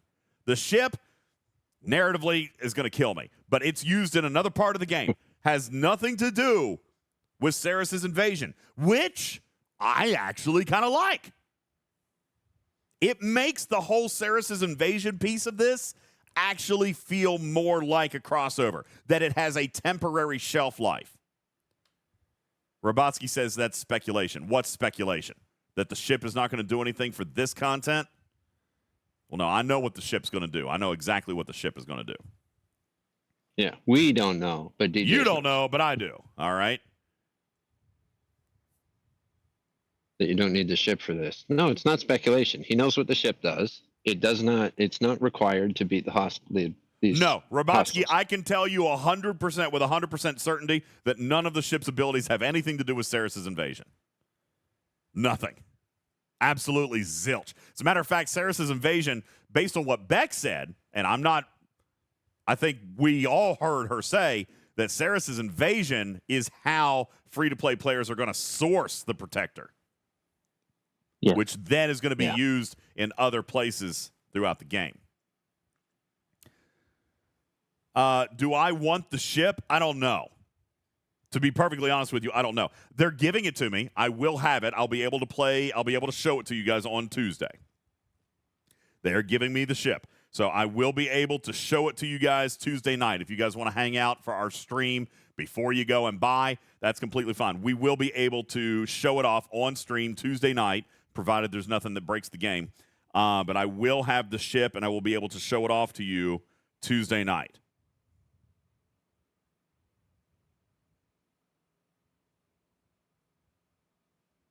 Yeah. Okay. Retro Fury says, so it is a ship and not a skin. Yes. We were able to confirm that with the video. Katya says, see you Wednesday. No, I said Tuesday. Tuesday. Cruzito says, well, I guess it doesn't matter if they're giving it to you. I mean, here's the thing. I have said before that I've been excited about ships. The Cube, I was excited about. I would have bought that. I did. I spent money on the second one. There's been stuff that I would pay for. I mean, you guys have seen me spend. There's stuff that I've bought. I don't know on this one. It does have some cool abilities. And I say some, as in more than one. It has multiple abilities. So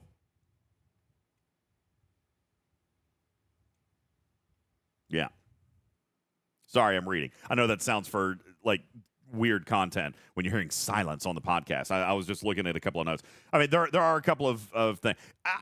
Again, we'll look at it Tuesday night together. If you guys want to wait to buy it until you can use my content creator code and make me a bunch of money, then you can watch my stream. No, I don't have a content creator code. They never pay me for anything. But I will have the ship. I will be able to show it off to you guys Tuesday night, and we will look at all of its abilities.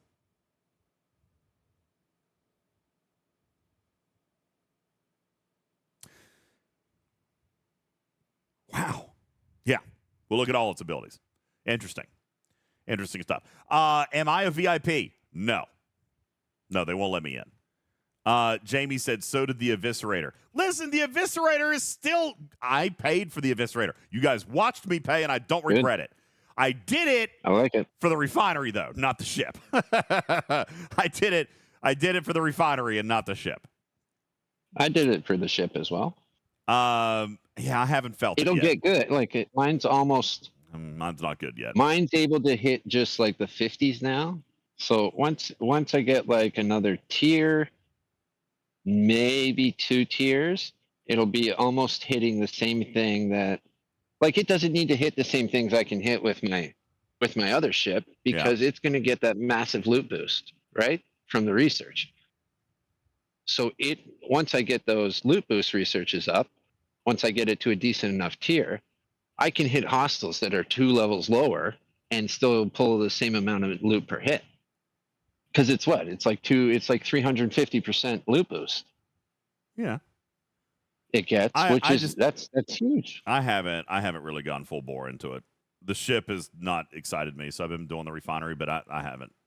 I need to do more. I don't like having to do 2 runs. I don't like having to take out the Eviscerator to get the Apex and then having to take out another ship to get the others, the volatile isomatter. Yeah. So I'm looking forward to only having to do 1 and getting eliminating that entire second run. See, I like Cavage's Cavage. I think I'm saying your name right.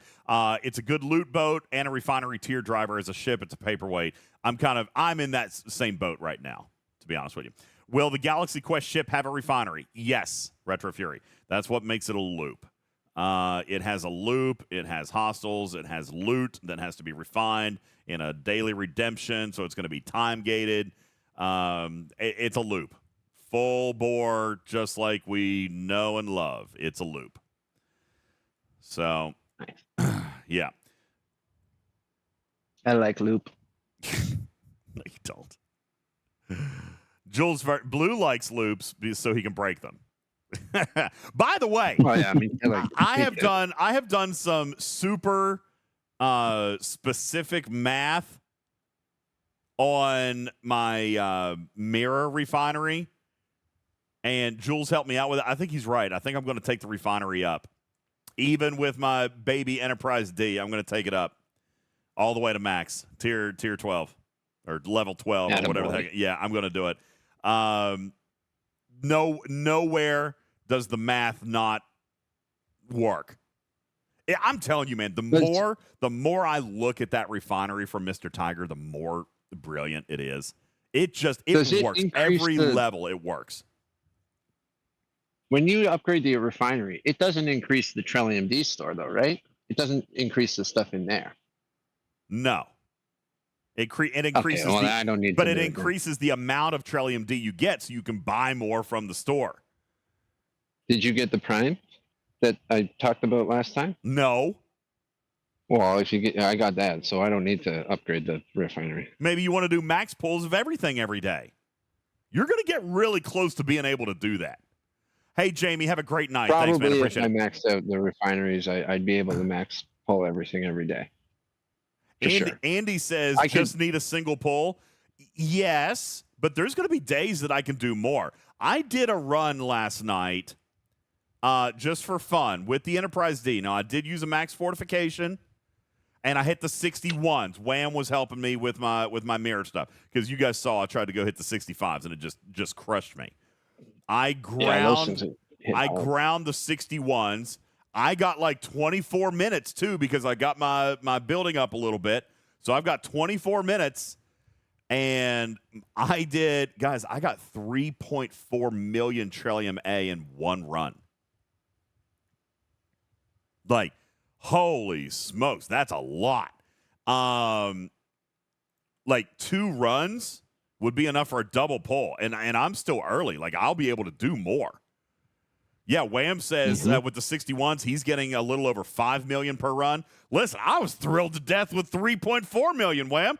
I was thrilled to death with that because at my refinery level, that's crazy. Delmeyer says I'm getting 6 million per run. Well, you guys ain't struggling on A. All right? And that kind of leads me to believe that I could take that refinery on up. Yeah, I could take that refinery all up. I think I'm going to be able to double. No, I don't have my Selkie yet. So that'll help for the Trillium D refinery. Yeah, I haven't leveled it up yet. As a matter of fact, I spent all my common dust, and then I was looking at the math, and I'm like, oh crap, it's going to take 40,000 more common dust for me to max that refinery research. So it's going to take me a couple weeks. But Divine says you need a capable ship, though. Yeah, I totally agree. But I mean, we're talking now. I'm looking at it at a G6 level. You can't even get that research higher than level 8. All right, and I was looking at taking it to like level 9, 10, 11, and 12, and I just have a baby Enterprise D. I mean, if I tiered it up or if I had, a tiered up to Daradex, probably do really good. JT says, what ship am I getting 6 mil? I am not. Some of the other people are using 6 mil, though. Delmeyer says he's getting 6 million. Wham's getting 5.5 million. I saw somebody else saying they're getting 4.5 million. I got 3.5 million, and I was happy with that. So, yeah, I think Wham says he maxed his out, and one run is 2 maxed pulls. I mean, that refinery sustains, Matters. That refinery sustains, which is crazy. Yeah. K9 Tooth says, I'm getting 12 million a run. Well, all right, but I mean, that's the point, right? You don't necessarily need to be scared of that refinery. If you've got the ship capable of doing it, the refinery actually progresses intelligently. It's great. I mean, I'm not a whale. I'm getting 3.5 million, but I can level up my refinery and still get more liquid D.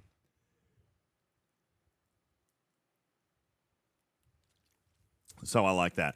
Hey, before I get ready to go, do you guys want to see Jonathan Ingram's new content?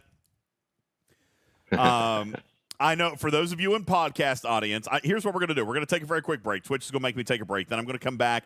I'm going to play Jonathan Ingram's new content for you, and then I'm going to spend about 5 or 10 minutes answering questions. But I do have to take a break. Got to take a quick pause for the cause. Twitch is going to make me. I appreciate you guys listening. Don't go anywhere. I am going to answer questions, and probably questions that I'm not actually allowed to answer, but I'm going to be coy about it like I always am. That's going to be on the other side of this break. My name is UltimatDJz. This is Talking Trek Live, Star Trek Fleet Command's official podcast, returning after these words. Oh, God, it's terrible. All right, there you go, Deathblave. I have now allowed you to redeem your toy mice on this stupid thing. Oh, God. Wham said this is all due to a bug that they said they are not fixing. Are you talking about the bug where they're dropping huge amounts of loot as compared to small amounts of loot? Is that what you're referring to? Because, I mean, it is a bug. Mr. Tiger said it wasn't intended, but he wasn't changing it. Yeah, the 30,000 chests. Yeah, but I mean, the 65s have big chests too. They're just not as good as the 61s. And it is random, Divine. You're right. It's like 50-50. But I mean, yeah, I pulled like 2 million, 1.8 million just out of that. And I think it was like right at 2 or 2.1 million. And then my Enterprise D cargo was 1.3 million, and I filled it up. So, Tarpy says, who's got big chests? Oh. Welcome to DJ's After Dark, girl. What are you doing? Hey, Puddin'. Lost In says, can I talk more about this? Specifically what? Chests?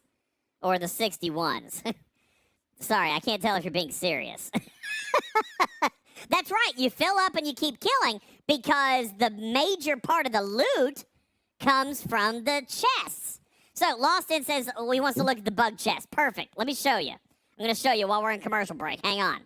I'm going to pull it up for you. Jules Verne made a great thing. It's called the Mirror Universe Google Sheet. And inside this Google Sheet, we've got... Where is it? Oh, here it is. I'm on the page. All right, look right here. So this is, and I'm sorry for those of you on podcasts, I shouldn't say look here. That is discriminatory against podcast listeners. So Mirror Barclay is a level 61 system where the loot chest can drop a chest that has 3,000 Trillium A in it, or it can drop 34,000. All right. Are the chests bugged for just 61s? No. They're also bugged for the 65s. He never intended them for them to be double. Really, truthfully, from 51 all the way up, they are bugged. These are not the original math formulas that he wanted. So, you'll notice, and I am putting this in the graphics room, and this, by the way, is completely available to everybody if you find Jules Verne's Mirror Universe sheet. But let's just take a look at these couple of hostiles. Mirror Arcanus, Alaterra, Yato, Kamiya, for example. You've got 2 loot chests that can drop 100 Trillium A or 160 Trillium A. That's it. But look what happens when you go to the G5 hostiles. Level 51, the level 45 goes from 100 to 160. Those are your two options. Then you go to the level 51, where it goes from 160 to 1,800. It was supposed to be 180, or something to that effect. Maybe 280. They're off by a huge factor. So you've got a 50-50 shot of earning 160, or you got a 50-50 shot of earning 1,800. Then you look at the 55s. The 55s are 1,800 and 3,000. By the way, not nearly as good of a return. Look at the 51s. It's over 10x. But you look at the 55s and it's 2x. Then go to the 61s. It's another 10x returned. 3,000 or 34,000. And yes, Lost In, it looks to be pretty 50-50. I have not counted a bunch. I've probably counted 30 or 40. They're pretty 50-50. I mean, it may not be exact, but it's even. All right? Nothing has been communicated. Matters agrees. Roughly 50-50 based on testing. Nothing communicated. But that's the 50. That's the 61s. Then you look at the 65. The 65 is only 2x again. But it's still big numbers. 34,000 compared to 70,000. All right? So only a 2x impact, but it's still really large numbers. Starting at 61, this loot table is jacked. Okay? Yes, Lost In. Rethink the strategy. That's exactly what Wham was talking about. If you've got the power for it, Thank you, Benny Hill. Done with the voice? Yes, it's been 2 minutes. If you've got the power for it, Lost In, speed crew the 61s all day. If you've got the power, speed run the 61s all day. If you can kill the 65s, then speed run the 61s. Now, I can't. I can only kill 165. So I was actually using loot crew on the 61s, and I still died. So I probably can't do speed crew because I had Picard there. I probably need to do a little bit more combat-focused crew there because loot crew filled my cargo. Then I kept killing with nothing coming in the cargo. So if I know I'm going to fill my cargo, then I don't need loot crew. So what I need to do is focus on killing more. Yeah, I got to focus on killing more, faster. Because when I went up there with loot crew, when I went with Picard Data in 5, I also left time on the timer. I died. Like I had to pour it out. Okay? Swap out Picard for Rima. For what? Rima. Yep. Who's Rima? Exactly. All right. Well, hold on. Let's see what Rima does. That's right, Wham. Loot doesn't matter. I want total kills because I left time on the clock. And that's the point. You want to maximize the time. I got 3.5 million. I could have done like Wham and gotten 5 million if I could have survived more. I still had like 8 minutes on the clock. You know? So, okay, let's search by name here. He says Rima. It starts with an R. Let's go to the R's. Here we go. Rima. Right here, Rima as captain. At the start of each round, if the ship has hull breach, Rima increases damage of the ship by 40%. Check his officer ability. All right, let's check officer ability. At the start of each round, if the ship has hull breach, Rima adds 8% to critical hit chance. 8%. Max that guy. What are you doing? Oh, 20%. Yeah, he's only tier 2. 20%. Max him. 20%. 20% crit chance. Okay, max him out. Then you're going to get extra crit chance. Now, that's kind of important. Why? Because the hostiles themselves decrease your crit chance. So, if you can get more crit chance, right? No, I'm thinking of silence, aren't I? No, I'm thinking of silence. No, but they cause hull breach, which is so that'll activate his ability, which is really powerful, but you need to be hull breached. Yeah, they cause hull breach. So that'll give you extra critical chance. Then you is probably taking a few rounds to ramp up, and then by then you're killing them, so you'll kill them faster. So you can kill them faster, take less damage. You still want to run BLT under there. Yep. Okay, I kind of like that. So what are you running? Picard? No, not Picard. We're going to run Janeway Doctor. Me? I run Riker Data. Rima. Riker, Data, Rima. Okay. But if you're dying and you want to just maximize the loot, then swap Retro out Picard. says, If you're I'm confused. I'm swap sorry. out 5 for. What are you confused about? We Rima. actually completely moved away from Even Ceres. better. Now we're looking at now we're looking back at the mirror universe. If you want to swap out 5 for Rima, then that'll massively increase your combat capability. Because she's just not doing anything for your combat. She's only adding loot. Well, in her Which spot. I guess either I way could you're put her in the losing. captain's Either way chair. you're losing. Either way you're losing 100% of your loot, right? Yeah, So, but I'm maxing cargo, so swap loot her doesn't out. really matter. Yeah, just take her out. I could do Yeah. something like that. Yeah, sorry, we kind of transitioned here. We should probably end the show because it's supposed to be all about the new arc, and we're going back to the mirror universe. Wink, wink. Okay, nudge, well, nudge. or we could just say anybody that is only here for the new show can leave now, Wink, and we'll wink. talk about the mirror universe. Nudge, nudge. We're talking about the mirror universe. I hear you.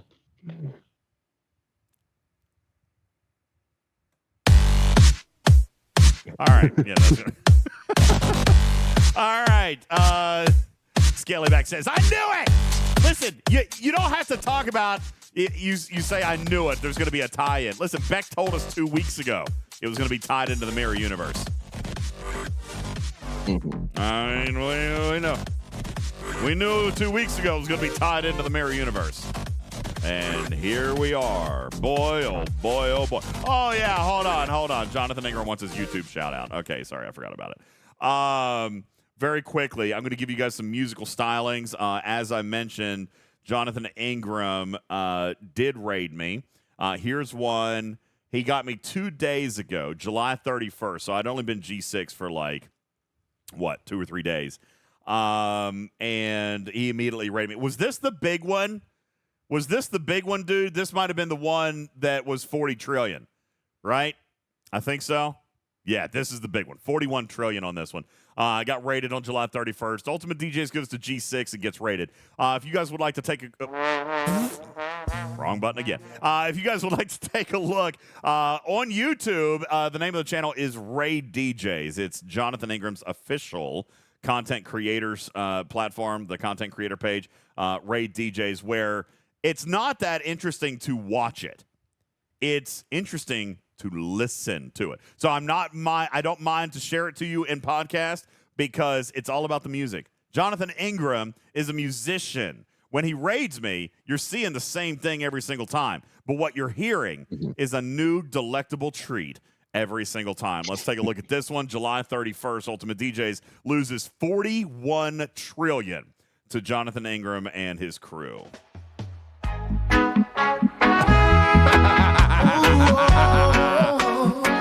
Yes!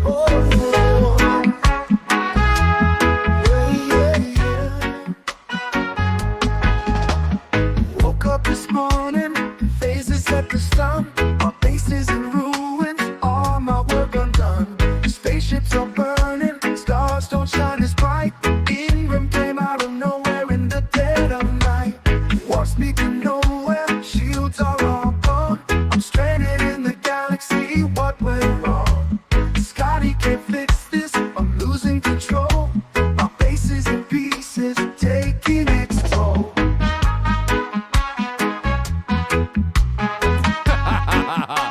Yes, Brad, he makes a new song every raid. I love this. Every raid.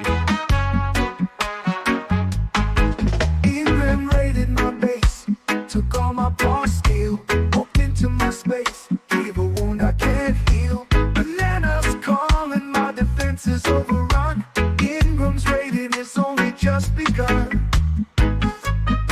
Yes, and the screen name, the game tag that I had up was Ingram pooped, or Griffin pooped pants. Yeah. Griffin pooped pants. Yeah. All right, thank you, Jonathan Ingram. That was great. And then we got a brand new one here. UltimatDJz gets raided while someone plays a ukulele. Woke up this morning, phaser set to stun. My base is in ruins, all my work undone. Spaceships are burning, stars don't shine as bright. Ingram came out of nowhere in the dead of night. Warp speed to nowhere, shields are all gone. I'm stranded in the galaxy, what went wrong? Scotty can't fix this, I'm losing control.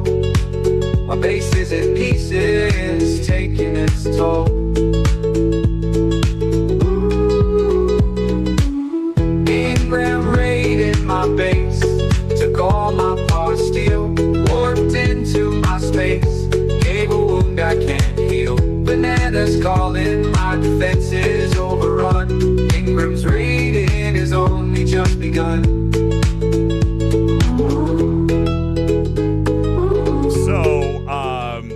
Mimi said, is that one raid that got turned into 2 videos? Nope. It was on 2 different days. I just didn't move. Yeah, no, I just didn't move. It was the same place, and they caught me again. So,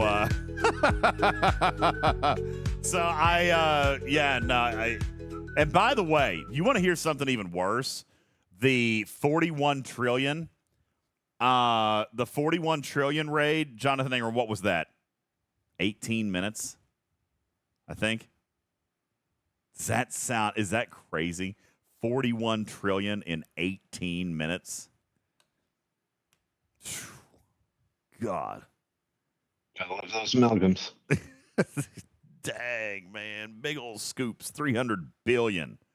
300 billion scoops, as you guys saw on the screen there. So there you go. All right. That was Jonathan Ingram with the raid. And with that, we are going to head on out tonight. So Jonathan Ingram's amazing musical masterpiece. Woke up this morning. Thank you, guys. Oh yeah, sorry. That's right. Lloyd says I was going to answer questions. See, I'm all out of sorts right now. Okay, I'm back. Look, Lloyd, I'm back. I forgot I was going to answer questions. I'll give you 5 minutes on the clock. 5 minutes on the clock. We'll answer a couple of questions and we'll get ready to bounce. Wait, why is that? Oh, wait, did I hit the mute button? There you go. All right, 2 or 3 month arc. Depends on how you answer that question. Is it its own arc? Or is it still part of the Mirror Universe arc? They're not 2. I mean, Galaxy Quest is only 1 month. I'll just tell you that right now. But it is Mirror Universe. Kinda. Is it? Maybe? How many Mirror Universe months have we already had? 2. Yeah, Sam. The mirror continues. Yeah, there you go. Mm-hmm. K Knowledge says the Mirror Universe arc is over. Is it? Are they going to release the rest of the field repairs for the ones that weren't done cooking last month? Says Tarpitude. I think there's a couple more coming. Hold on, let me look. I'm looking. Stand by. Uno momento, por favor.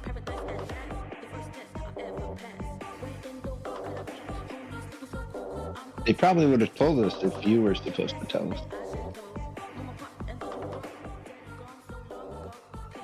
Okay, I will just simply say that there is a field repair coming. The new officers, PvP, PvE, or minors? All of the above?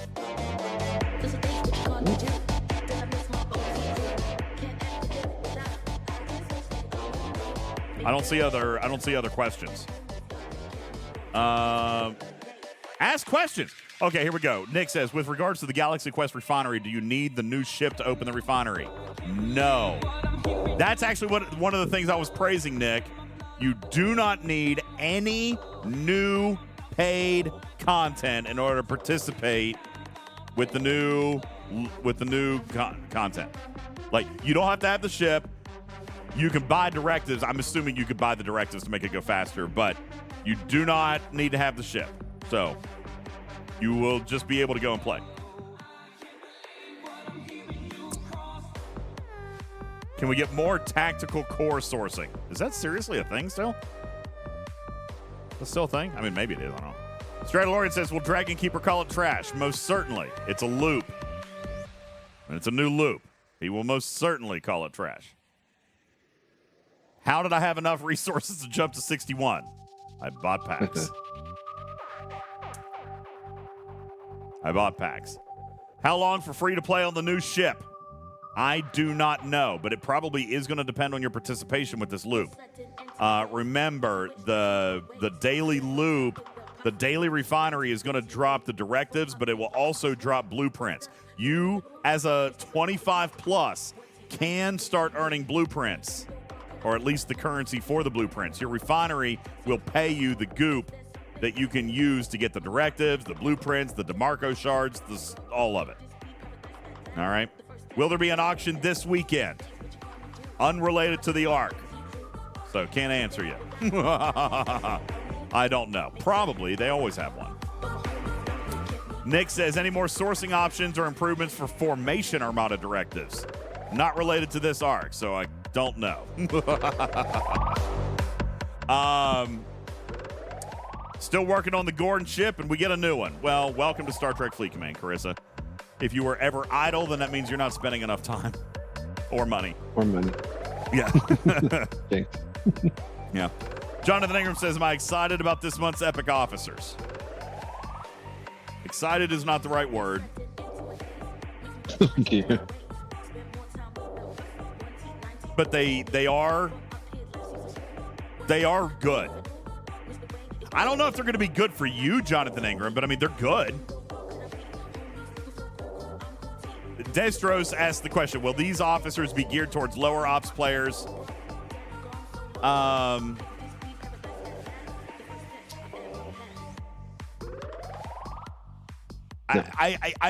don't know, honestly. I think that question depends more on sourcing, right? Will the abilities, Destros, be good for lower level players? Absolutely they will. All right, absolutely they will. But I don't know how easily the officers are going to come. So I don't know. But no, it's not going to be a Lieutenant Picard kind of sourcing. Am I as disappointed about this month as I was last month? What are you referring to? Are you saying like how disappointed I was with Galaxy Quest coming into the game? Like 2 weeks ago when I did the live stream. By the way, I wasn't disappointed that day. I just said that I was tepid. Or are you referring to participation in the Mirror Universe? Because I was not unhappy with participation in the Mirror Universe. I like the Mirror Universe. I like playing in the Mirror Universe. Like, it's fun for me. Yo, what's up, Grand Admiral Hunter? Thanks for the rate. Yo, Grand Admiral Hunter, what you doing, man? What you doing over there? How was stream? Did you do good? Did you have fun? We were over here talking about the Ark. And I was telling people way more than I was supposed to tell. I think, probably. Probably not. Don't worry. Don't listen to what I said. It's fine. Also, Deadpool and Wolverine was so cool. Am I right? I haven't seen it yet, but I'm hearing it's very good. Divine says, I was unhappy with event store loot. Can we expect the same amount of loot? I don't know. It's a different store. Here's the thing. I was a little bit... This isn't like an Ark End event store. Yeah. Though. It's like a special event store. It's this not going to have kind of reminds me of stuff. like the Dabo tables kind of thing. Yeah. Even this past month, I know it was a big event store, but it depends on how you want to look at it, right? They were very clearly targeting what they wanted to give away this past month, and I'm not sure I'm upset about it. They offered a lower amount of loot, but they offered a singular high-value item for a very cheap amount of loot. Okay? So, yes, while it was the lowest amount of event store in history, I agree with that. It also sourced one of the most valuable things that a free-to-play could ask for, and it did it relatively cheap. So what it did, if I'm being blunt, is that it was not as exciting for spenders. And that's kind of crazy because that's the way it's been ever since the beginning, right? you could have gotten, and by the way, you say many did not get enough loot to get the Fleet Commander slot, then that was on you. Because as I stated from the very beginning, and Live Ops was 100% right on with this, and I'm sorry if you got your information elsewhere, but this is why you get your information here. Okay? I told you from day one you were gonna have to pop in, you were gonna have to make an appearance and then on a couple of leaderboards. Okay? That being said, it absolutely could have been done free to play. Multiple people in this community got it free to play. And didn't even have to wait till the very last day. That's right. Jonathan Ingram had said we had plenty of free-to-play folks who got the Fleet Commander slot. So I believe that we approached this a little bit differently. And I'm not shilling on it because I'm a spender. I did not get as much value out of it. I am with you, okay? I did not get as many officer shards, of which I am fussy. However, I have always preached that the event stores are catch-up mechanics. And I have always kind of preached that I understand that if you buy everything, then it's not going to be as rewarding. And I have always kind of preached that it should be the way that free-to-play get to actually play and engage and use content that might have been previously paid only. So when I look at what they gave you, it was almost like they were leading you to water, right? Like, I'm going to use an extreme example. What if they had only sourced 10,000 loot? But what if a Fleet Commander slot only cost 10,000 loot? Is it a bad store? I think the answer to that is actually no. It just has a reward that might not be enticing to somebody who already bought it. That's right, Dragon Keeper. That would be a bad store for some people. Like who? Spenders. Right? That's just it. If there was only 10,000 loot given, but you could have gotten a Fleet Commander slot for 10,000 loot, would I have given a crap? No. But would you guys, some of you? Yes. So I hesitate on calling it a bad store. I am okay saying that the store had different value for different people, and the store actually had very little value for me.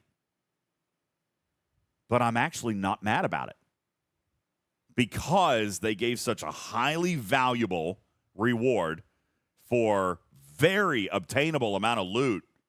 I mean, really, all you had to do was engage. You did not have to spend a penny. All you had to do was engage. Short says it's too much spin. I don't think so. I've actually advocated for things like this before. I have advocated for grinders and engagement methods at which this, to me, doesn't feel any different than a month-long meta. It was just a meta that had a reward that I didn't care about. You know what I'm saying? Webster Sponge says the ion particle was way helpful. No, that was not what you should have bought with your loot. Oh, my God, don't make me vomit. All right? Please don't make me vomit. Ion particle. All right?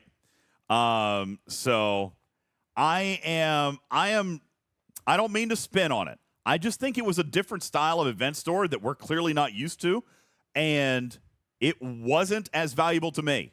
I mean, listen, if I can say that I'm not super mad about it, even though I'm someone who got less value out of it. Wham said the store had no excitement. I'm with you. That's how I felt about it. I got some data shards. Whoop-de-doo. It wasn't even the data that I wanted, to be honest with you. I wanted Enterprise E data because I don't have it maxed yet. That's the one I wanted. But I went with mirrored data just because I know sourcing is kind of a challenging thing. So I went with mirrored data. I don't even know. I think I got one tier out of the event store. You know what I'm saying? I got one tier. That is nothing compared to what I normally do in an event store. I normally max an officer in an event store month. Like, seriously, I almost always max an officer, a rare officer, in an event store month. Always. Now, let me ask this question, Envenadia, like I just asked a minute ago. What if you had the normal 300,000 to 400,000 loot, but the Fleet Commander slot cost 300,000 to 400,000 loot? Would that have made it better? The answer, I feel, is yes. I think it would have had more value to players like me. But I don't think that's what they were going for. I mean, I actually talked to the event runner or the event store runner for this month, and he told me very clearly that he put those couple of extra things in there, but he made the Fleet Commander slot the price that it was on purpose. That was his prize. That was his meta. It was essentially how he sourced the Fleet Commander slot without giving it away in a free meta. I actually think it's brilliant. What if we get other arc runners who do things like that with things that have previous? What if this month the event store has an extra dry dock? You see what I'm saying? Like, I have always been a fan of this type of sourcing. Yeah, what if the whip comes that way? What if second researcher, second builder, some of this stuff that's been pay only in the game? You see what I'm saying? Caledon says, is that a hint? I don't know. What I do know is that this arc runner did something very intentional, very intentionally different. And I think we need to be real careful about pooping on it, because I know what his intent was. And I think he accomplished that goal. I think he could have tweaked it, right? Like, for me, my personal preference would have been like what Envenadia said.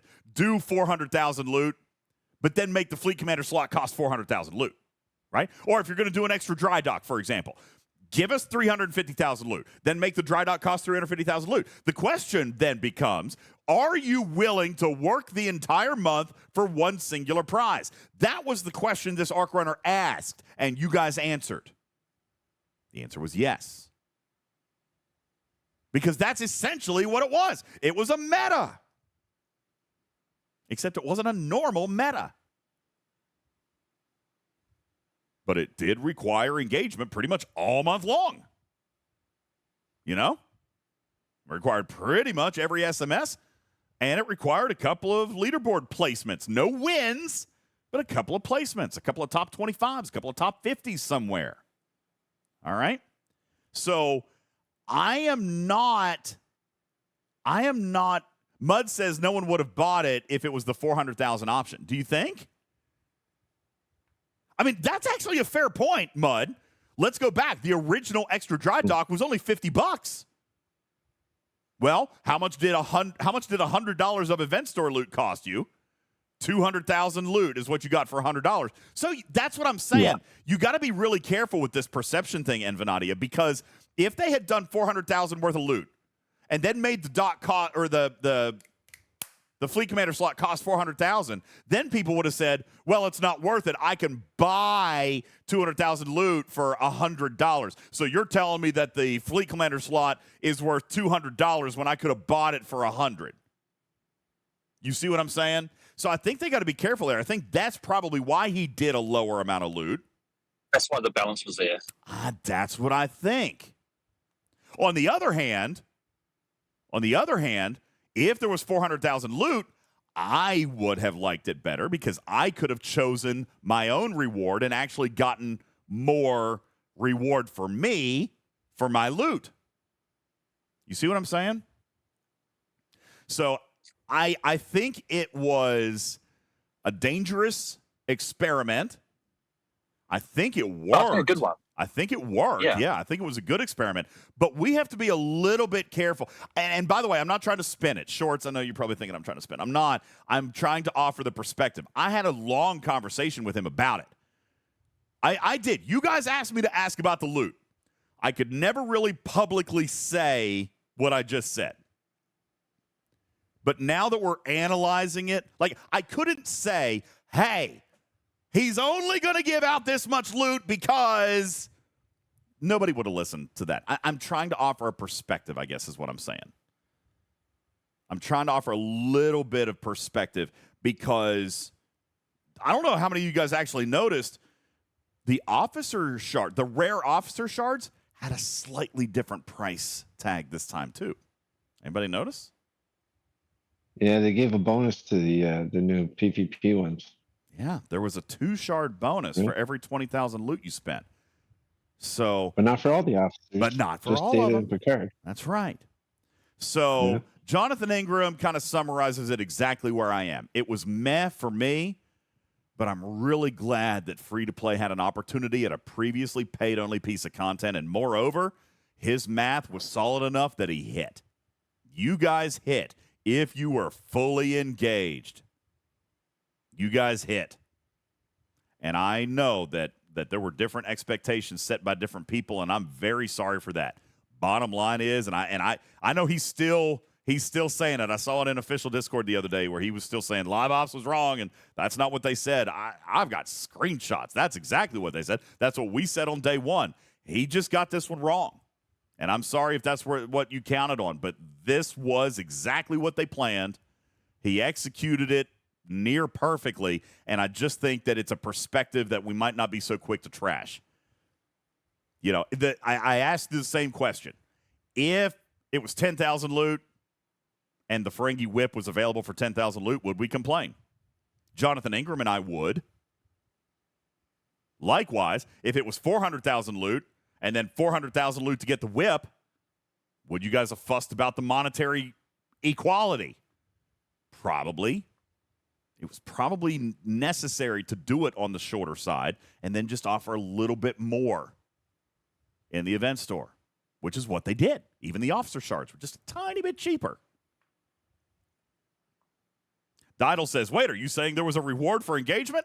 Yeah, that's kind of what I'm saying. So, yes, I agree. The amount of loot was low. I know what his purpose and his intent was, and I applaud it. I wish that I had more personal value in it, but mechanically, he pulled off a miracle in the world of Scopely. And I think we will see it more in the future, I hope. I think he pulled off something really well, and I praised him to his face, and I've talked to him. I think he did a good job with it.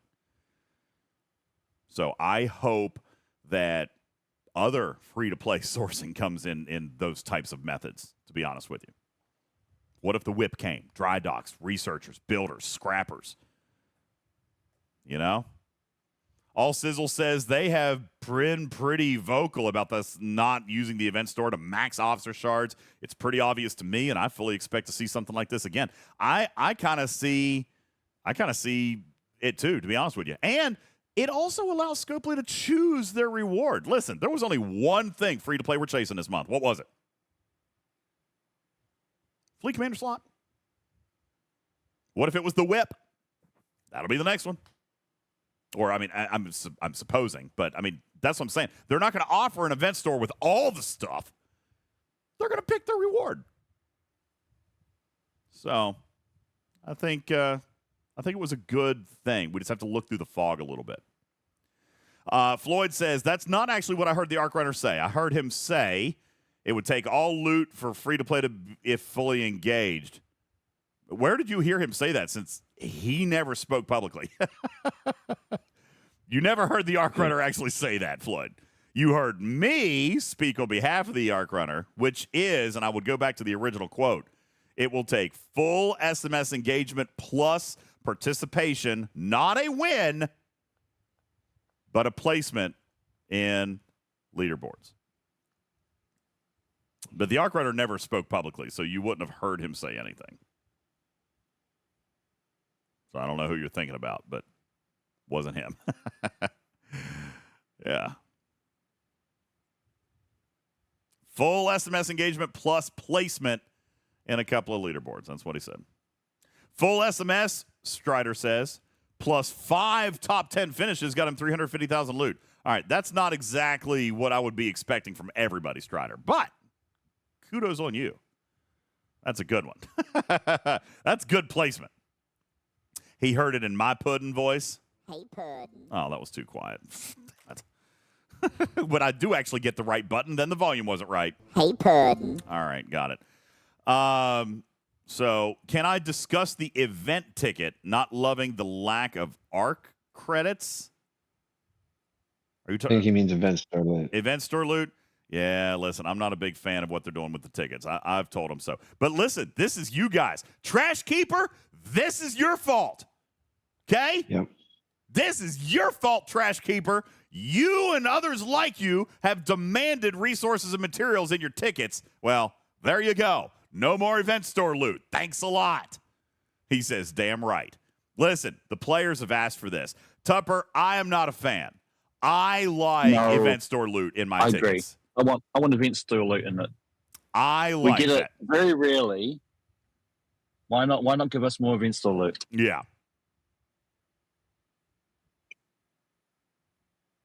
So, me personally, I like event store loot in my ticketed events. So but other players it's been don't. a few event stores now where there's normal mats and stuff in the ticketed events, but event store loot in the rare ticketed event.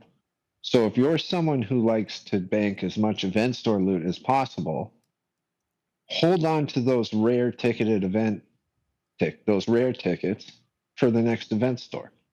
Now, that's what So Jonathan instead Ingram of did. doing only one of them, you can do several. Yeah. Jonathan Ingram says, I actually saved my rare tickets this month because the event store was not exciting to me. So now I'll get extra resources and materials in the next month.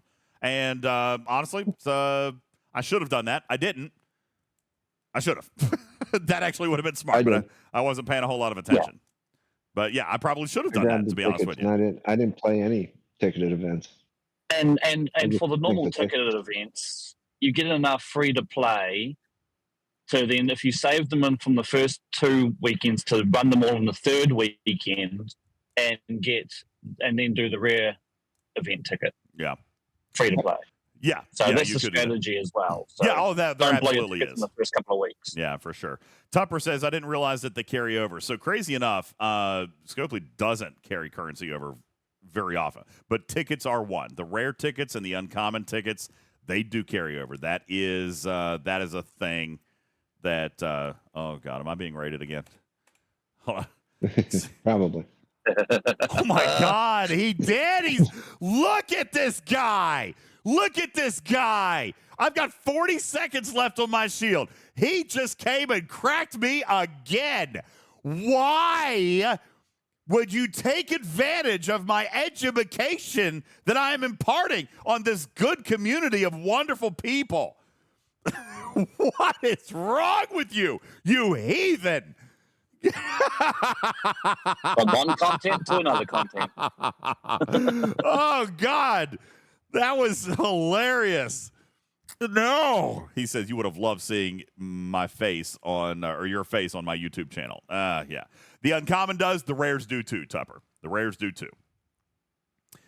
All right, you guys are killing me. They were left over from the original series arc. Yeah, those rare tickets. Well, they took like a 2-year break. They actually are several years old, yeah.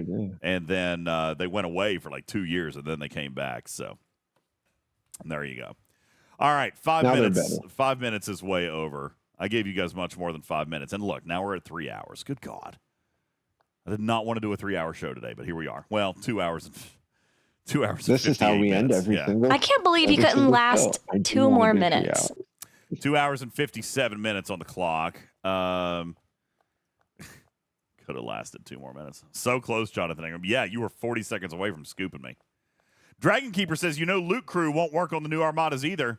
Yeah, they specify hostels. You're right. So Loot Crew ain't going to work either. Yeah. 5 of 11's a captain's maneuver will work, but our officer ability will not. Are they going to keep the awesome uptick in the Battle Pass materials? Tarpy, I am so glad you asked that question because I didn't really just want to come out and offer it. This is one of the things I told you earlier really didn't have anything to do with the feature that I was pretty excited about. This month, it's going to be over 200% more. 200% more than it was last month? Yeah. They're doing a big catch-up on inflation. They are doing a huge Battle Pass catch-up this month. Yeah. Big time. Now, it might look enjoy the increased milestone. It might look a little different. It might look a little different, so don't be quoting me on saying anything different. All right? It might look a little bit different, but yeah, the pay this month is going to be insane. That's right, Unleashed. They really want people moving up. You're daggone right. Oh. Game Junior says, wait, 200% of current, or is that Scopely diluted 200%? It's more than double from last month. Yeah. That's more than I should have said. It's big. It is. I know it's huge. Yeah. Putt says that my 15 million SMS is going to go to 35 million. No. They're not changing the packs that much, Putts. That's why I'm saying this is going to look a little different, but I mean, there's no way that nobody's going to like it. But it is going to look different. Andy says, so is G6 as bad as they say? That scares me. No, don't be scared. Don't be scared, but it is going to look a little different. So they just changed the UI. It's just Stop it, Matters. I've said too much. Beck is literally going to punch me in the face already. All right? All right, yeah. All right. Shiz says, no way that nobody's going to like it, huh? Challenge accepted. Dragon Keeper will find a way. Yeah. Wouldn't it be cool if the battle pass milestones were actually like the reduction in health of the fleet, and as you got to certain milestones down to 0, everybody got that battle pass milestone all at once? If and I see that face. Okay, never mind. I ain't saying nothing. No, I'm not even implying anything. No, I'm not implying. No, listen, I can't say anymore. You're trying to trick me, Matters. Actually, what ends up but if that's actually what ends up happening, I think that's awesome. I think that'd be a great way to do the arc. And I know you can't say anything one way or the other, and I don't know what you know, so I'm just speculating. But that would be really cool to me, I think. Unless you have a really crappy server. Zippity day. My, oh my, what a wonderful day. Boom, boom, boom, boom, boom, boom. Anyway, when do we get new officers and transporter patterns? Don't know. I honestly didn't. Listen, I didn't work a whole lot this month. Can I just be honest with you? It was July. I went on vacation with my family. I had that medical emergency with my son at the beginning of the month. Then we went on vacation. Then I got home, and I pretty much turned right around and headed straight back to Los Angeles. So, like, I didn't – I mean, if you really want to be honest, I didn't do a whole lot of like, work this month. I did spend some really good time with people in Los Angeles. I feel like I got a lot done. But those meetings are different. You know what I'm saying? Like, I don't go there to ask questions that I would ask in a state of the game. I go there to work and build and consult. You know what I'm saying? Like, there were so many great conversations that I had with people who are working on stuff we're not going to see for 6 to 12 months. But there's some interesting things coming. There's probably some interesting things that are not going to come, too, like they get scrapped. But I kind of like, in broad theory, I kind of like most of what they're working on. There's one in particular that has me very intrigued. So, anywho, Floyd says, I'm not likely to engage in this arc. The content doesn't interest me. We'll probably play more of Star Trek Lower Decks. Here's the thing. This particular content doesn't interest me a great deal either, Floyd, but it's going to give me tools to do other things better. And so I kind of probably have to acknowledge that perspective. Like I said at the beginning, the content and how it's going to make my game better is going to be how I judge the arc. And I still don't know how good that's going to be, but they have laid out a mechanic that will improve my gameplay in other areas of the game. So I guess I need to see how hard that's going to be, how difficult or time-consuming it's going to be to unlock, and how much improvement I get, as to whether or not I'm going to like it or love it even. or dislike it if it doesn't do enough for me. But I don't think it's going to be in my best interest to not participate because it is going to improve my game in other areas. So that's right. Shiz says in-month sourcing of a new ship is a very good thing, and I agree. I praise it. I don't think you're going to be able to unlock the new ship free to play in the first month. But I don't know. Again, they have not shown me like the refinery. I have not seen the cost comparisons. I don't know. All right. I don't know. So how do we get Picard? Who? Lieutenant Picard? No idea. It's like they launched him and it just completely forgot about it. No idea. I have no clue. Sorry. Can't help you there. Can't really help you on that one. All right. Matters. I have answered questions much longer than I intended to. Do we have any other questions? Twitch is going to make me take another commercial break in like 8 minutes, so I'm just ending the show. Do we have anything else? Anything? Floyd says, you're more interested in the game I'm playing because of content, but for the content, I wouldn't play. Oh, because the game? Yeah, I mean, I do care about utility. I do care about utility. Isaac says, I just confirmed the arc is longer than 1 month. In what world did I say that? I literally said it's actually only 1 month. I back up 15 minutes. I literally just said it's 1 month. But it's one subset because it's a part of the mirror universe. So the mirror universe is actually still going. How's that? Isaac said, if we can't unlock the ship in 1 month, what does that mean? The Gorn Eviscerator, the Cerritos, none of that stuff's been unlockable in the first month. Yeah. NX01, that stuff comes later for non-spenders. So, yes, but the MU continues. All right, so the tally was unlockable. Yes, Viper, it was 5 years ago. You're right. 5 years ago, the tally was unlockable at the end of the 20-day battle pass for $20.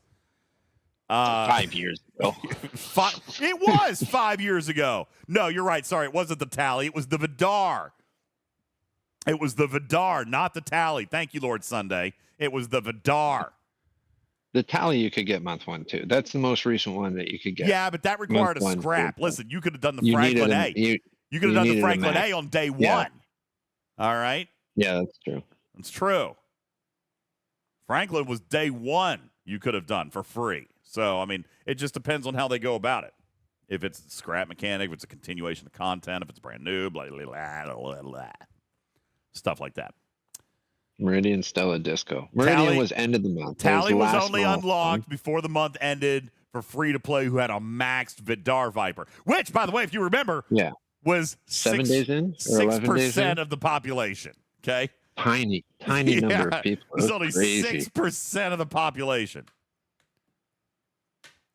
Yeah. Viper says you can't scrap a Vidar. Yeah, but you had to have it. I don't remember what the rule was, but you had to have it maxed in order to move up. You had to have it maxed to get the mission. To get the mission chain to get the BP. Yeah. That's what it was. I mean, it didn't scrap, but I mean, sorry, I might have spoken incorrectly, but you still had to have a maxed Vidar. That's why people were so fussy, because 6%.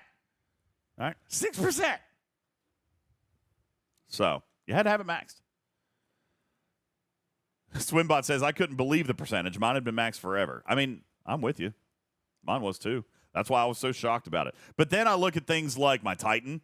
I look at things like my Monavine. I look at things like, let's see, what else do you guys have maxed right now that I don't? I mean, I don't. My Monavine, super slacky. I have everything maxed. Yeah, my Monavine is super slack. My Vidar, or my Tally, I think it's maxed now. My Titan still is not maxed. Dude, I only finished maxing my Mantis like 2-3 months ago. Yeah, I have people in my alliance who just stopped growing it. Yeah, me too. I was like, why? Me too. What are you people doing? Yeah, because I didn't care. Yeah. I didn't and then care. the export thing came out and you were like, oh, I can get like more. Yeah, I should have played the 6% rule. Day. I should have remembered the 6% and kept going, but I didn't. Max every specialty ship all the time. Never I slow know, down. Game Junior. The Titan is brutal. I'm tier 11, and it's brutal. I still need like 5 components. You realize how many millions of components? It's going to take me months. Months. Why is it taking you so long? I didn't pay to speed that up. Are you pulling it every day? Yeah, but only the single pulls because I'm doing the research stuff too. Yeah, you're only. Oh, okay. You only yeah, get I didn't touch. you only the, get 3,000 I of the didn't touch the particles. research particles till it was like max. Yeah, you only get anyway. I always do that. Like if there's 2 pulls and one of them's the ship parts, it's like I only do the ship parts. I don't touch anything else. I did the same thing with the tally. Charged nanoprobes, went right back into upgrading the tally. And my Vidar, I didn't pull a single faction credit or rep bundle or anything until it was max for my ops. Listen, I told Jonathan Ingram that if he wants me to have more resources, he was going to have to buy me the Monavine skin. I said he wants me to max my Monavine so he has more resources to raid. I told him, I said, well, that's fine, but you got to buy me the skin. So, I if he's going to keep raiding me, then he owes me a Monavine skin. I mean, that's just how it is. Yeah. Vool says it's a good trade. I mean, I don't know. He's just going to take it all. He says $100 well worth it. Buddy, there's the tip jar. Okay, go ahead and put it up there. Yep. All right, there you go. Exclamation point tip, exclamation point donate. All right, you put the $100 in there, I'll buy the Monavine skin. Right. It's a good investment. Like that's right. He'll get more than $100. You're going to get more than $100 out of it. Okay. Stupid. Smart. Oh my God, he already got 40 trees. Hey, Jonathan Ingram, how much steel comes in your pack? How much steel actually comes in your pack now? Regular par steel, because you got 40 trillion the other day. So I'm just kind of curious, like how much, like did that one single raid get you $100 worth of steel? Oh God, I would be disgusted if it did. He's not looking at. Lexel says one pack has more than that, more than 40 trillion. More than 40 trillion? God, that's a lot. Dang. That's impressive. That is. No, he says he says he gets 30 trillion in his pack. Yeah. 30 trillion. So there you go. See, he's already made his $100 back. God. Oh, for the regular station pack. Vool says, I want on DJ's server. Now you guys know why server 15 is so healthy. Yeah, I've been sustaining them for ages. God, listen, Scopely doesn't know. Scopely doesn't know. Scopely doesn't know. Don't tell Scopely. They don't know. All right, I take all the stuff they give me. I just keep giving it away. I'm kidding. Please don't. I'm joking. That is a TOS violation, and I'm 100% playing and kidding. I just get rated a lot. You can just change your name to Parsteel Mine. Juby says DJ's is Santa. DJ's is basically Bank of America. DJ's is Bank of Server 15. I mean, keep going. I'll keep reading, Juby. Oh, my goodness gracious. Okay, listen, we got to go. Star Trek says, when will Server 42 finally fight your server? I need me some of them resources. Come on, man. Come on, leave me be. RSS Depot. That's good. I like it. I like it. Yeah. God. What are shields anyway? It's fun stuff. Oh, Jonathan Ingram, he did it. Jonathan Ingram, thank you. Oh, here, let me turn on the sounds so they can hear your sounds. Thank you, Jonathan Ingram, for donating $100 for your Monavine skin. Thank you very much. Would you care if I waited until after Tuesday, or you'll let me wait till Tuesday, right? So I can get the multiphasic reward. You want me to do it right now, this second? Let me do it in 3 days. Come on, DJs, pop a 7-day shield on stream and then ask him that question again. Okay. All right. Jonathan Ingram says I can do it on stream next week. Thank you. I just wanted 3 days. I just want to get some of the multiphasic progress out of it. Divine says that means he's still got 3 days of rating what you've got. You think you're not going to spend enough to finish that No. the SMS anyway? No, I'm not. Not after last month. You killed the budget for a couple months. I spent way too much last month, guys. I told you I like the Mirror Universe. In 1 hour. I know. I like the. Listen, that was. You know what? I told Scopely, okay, mission accomplished. That was a hell of a pack. That was a hell of a pack. It got. Listen, that pack. It got a lot of people. That pack got a lot of people. All right, like that pack. That pack pushed him over the finish line. We were talking about quotas and all that stuff. All right, that pack did it. All right, that was a brilliant pack. By the way, I don't necessarily want to take credit for it but you all know, listen, my pack has never come out. My pack has never come out because every time I give him ideas. Now, by the way, I'm not taking credit for this one because of the EXO. The EXO was the good one, right? That was the piece of this one that made it good. But I did pitch them a pack months ago. I'm going to tell you about it now. Matters, you know what was in the pack that I pitched? Incursion Exos. I pitched a pack with extra, like, redeemable loot Incursion Exos. And I had pitched a pack selling like 5 or 6 of them. All right. And loot gain, like all the efficiency stuff. That was going to be my pack. I said I want to do a super ultra efficiency kind of weekend or whatever. Let someone get 5 of the tokens, and then the token, because they're auto pop, right? So you can't get all 5 of them at once. So I was going to say go 5 tokens, then have a bundle. When you redeem a token, you pop an EXO. There you go. And the pack could have had like 5 or 10 of those EXOs. And then that would be a good pack. 6 months. That was what I wanted to sell. And then 6 months later, what did they come up with?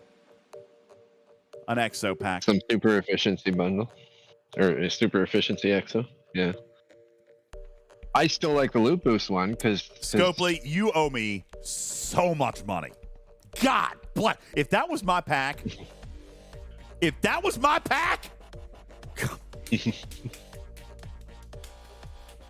You know, they took your idea though, and they did it for the cube. I'm bitter about it now. I gotta go. All right, guys, that's it. We're gonna bust out of here. All right, I wasn't gonna tell you guys about it, but now I did. Hey, Just Cute, thank you for your pity bitty. Benny Hill, thank you for your 5 kitty bitties. We actually made 6 cents today in kitty bitties. Thank you guys so very much. I appreciate it. My name is UltimatDJz, and I want to thank you for hanging out on this episode of Talking Trek Live, Star Trek Fleet Command's official podcast, which is officially trademarked and recorded in front of a live studio audience for distribution across podcast platforms everywhere. I'm your friendly neighborhood cat person, UltimatDJz, saying meow for now. I love you, and I mean it so very, very much. We'll catch you on the next one. Good night, everybody.